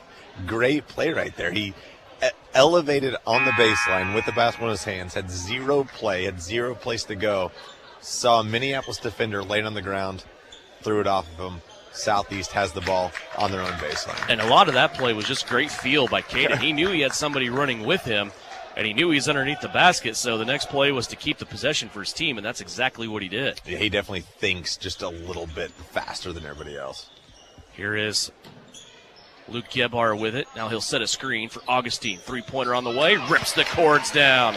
Drake Augustine for 3. That gives him 5. And now puts Southeast of Saline up by 32 points. That clock will continue to run. Minneapolis with it on their offensive end. Out for a three-pointer and an answer by Colby Rice. He is Minneapolis' leader now with 7. 50-21. Luke Gebhardt has it on the left-hand side of the floor. Skip pass through everybody to Daniel Kerr. Now back across to Luke Gebhardt. Looking at Sawyers and Nakari working the paint. Nakari now pops out to the three-point lane. They'll get in the ball. Now around to Daniel Kerr. Now to Gebhardt along the baseline. Luke looking. Now plays it back out to Daniel Kerr. I know you're going to be shocked when I tell you this, but I don't think Danny Kerr shot yet in this game. Just as I say that, there's one. And it comes off, no good. Rebound tapped around. Drake Augustine comes up with it. Ball on the floor now. Nakari has it between his ankles. And they're going to say jump ball. It will go to Minneapolis. Yeah, I think you're exactly right. And you talk about a guy who game 1 against Heston before his illness was on fire. Took a lot of shots. Danny Kerr's the type of guy that's going to do the dirty stuff. When the basketball comes in and the shots are there, he'll take advantage of those. But tonight, he's just done everything else. He hasn't needed to take shots. You know, if you're watching the game at home, you might be wondering, like, why have Southeast not subbed down or got some subs in? But when you're talking about your first game back from break, there's nothing that gets you better. I mean, you can run all you want at practice. Nothing gets you in game shape better than playing in games. And unfortunately, right now for Minneapolis, you're just going to have to continue to face these, the top 8 or 9 from the Trojan team. Well, and it's not a deep team either. This isn't a roster that, goes 12 deep of varsity guys with 6 seniors and all that. This team doesn't have any seniors. That's the other thing you got to keep in mind when you get into late game situations like this. Yeah, you're exactly right. You got to get the legs, you got to get the experience. You just got to keep rolling with that same squad. They've got to get ready. They got another big game on Tuesday, rolling in the Sterling tournament. This is the big chunk. I mean, this is the testing chunk of the season's coming up right now. 4:21 left to go. Here's a guarded 15-footer put up by Minneapolis. No good. Nakari Morkel-Palmer with the rebound. 4:13 left to go now in the fourth quarter. High post to Eli Sawyers. Out to Daniel Kerr. There's the 3. That looked like it was going to go down. Hit the front of the rim and popped over. Rebound to Minneapolis. Clock continues to go, and now Minneapolis will take a timeout. That'll leave Minneapolis with 1 remaining, but it does stop the clock here with 4:01 left to go. 50-21. Southeast of Saline leads it, and it is a full timeout? Full timeout. We'll take it as well here on KINA. PRP, or platelet-rich plasma injection therapy, has received quite a bit of attention since its use by many professional athletes. Professional football players like Peyton Manning and Jamal Charles have used PRP therapy for sports injuries and to avoid surgery. But you don't have to be a world-class athlete with millions of dollars for this cutting-edge therapy. PRP is available to you in the Saline Pain Clinic. Call the doctors for a consultation and see if this treatment is right for you. See them at 200 South 5th in the Saline Surgical Arts Center. The winter season may be here, but paintball fun is still waiting for you at Elite Sports. Elite Sports Paintball Complex, located 5 miles south of Salina, is open for special winter hours. Get the group together and visit Elite Sports on Saturdays and Sundays this winter from 11 until 4. Elite Sports features low-impact paintballs for the beginners or little ones, so everyone can have more fun. Visit them online at salinapaintballcomplex.com. Elite Sports Paintball Complex, open and waiting for you this weekend. You're listening to Southeast of Saline Hoops on KINA. Southeast of Saline playing defense out of the Minneapolis timeout. Levi Allen is into the game. Brenton Heller also into the game for Southeast of Saline. Caden Isaacson, Kason Lilly, Drew Richardson staying in there. And a shot up and good by Jonathan Lowe. He has 4.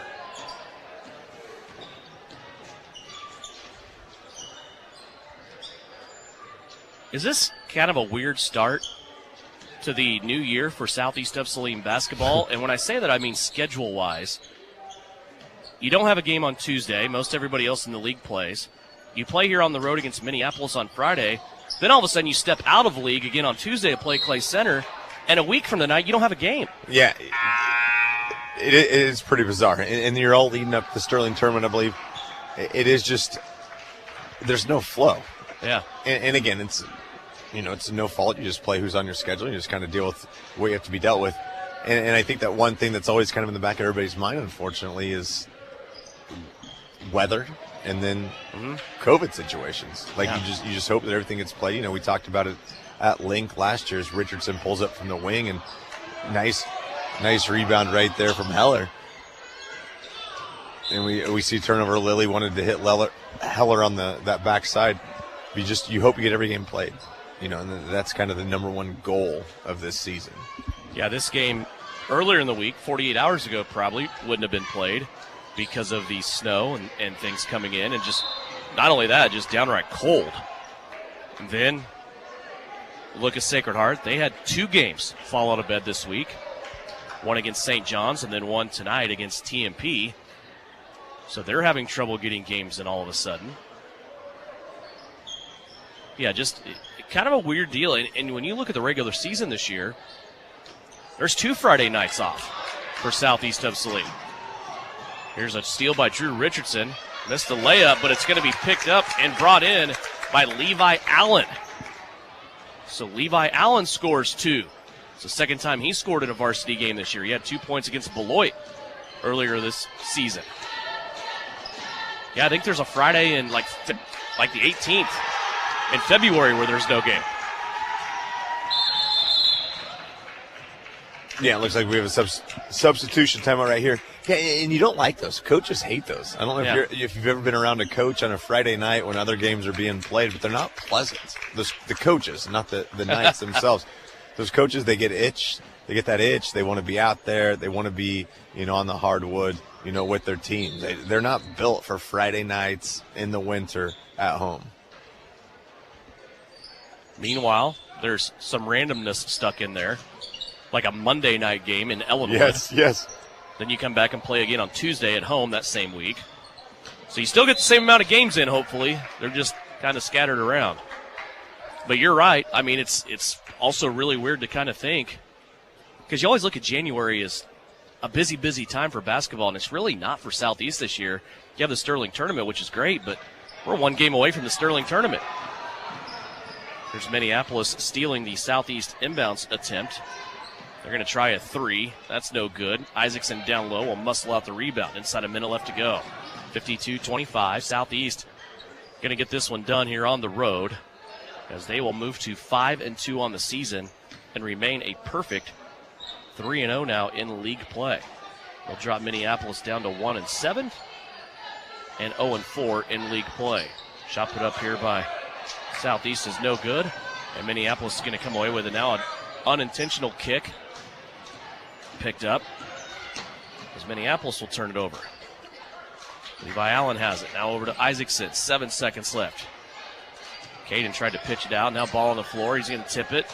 And it's going to go the other way, but it doesn't matter. We're out of time. 52-25. Southeast of Saline will beat the Minneapolis Lions here on the road as they take their first road contest of the season in league play by a score of 52-25. When we come back on the Commercial Tires postgame report, numbers from this, also a final check of the Bennington State Bank scoreboard. We'll see if we can get Trent Douglas to come join us as well. Trojans win it. They sweep Minneapolis here on the road on a Friday night on KINA. Winter travel can be treacherous if your tires are worn out. Stay safe with an inspection at Commercial Tire Company. Cold weather also drops the inflation in your tires. Get them checked today to avoid losing grip or damaging your tires. Commercial Tire will help keep you safe. For repairs that aren't tire-related, our automotive and diesel mechanics will fix it right the first time. Commercial Tire Centers, West Crawford and North 9th, Saline. Commercial Tire Centers, where service is everything.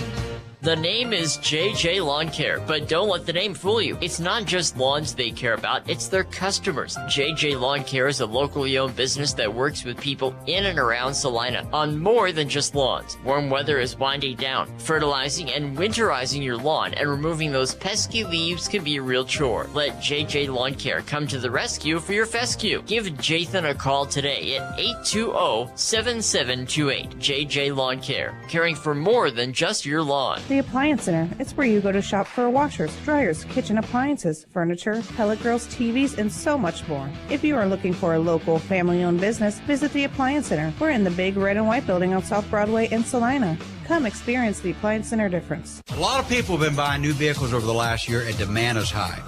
Hi, this is Tim Holm at Home Automotive Center. We've sold a lot of new cars and we now have a great selection of pre-owned vehicles. Cars, trucks, and SUVs. We're sure to have what you're looking for. And if we don't, we'll be happy to find it for you. Pre-owned vehicles from Home Automotive Center give you security and peace of mind of buying a quality vehicle. So come on over to Abilene or Salina at Home Automotive Center or online at homeauto.com. You'll be glad you did. Time now.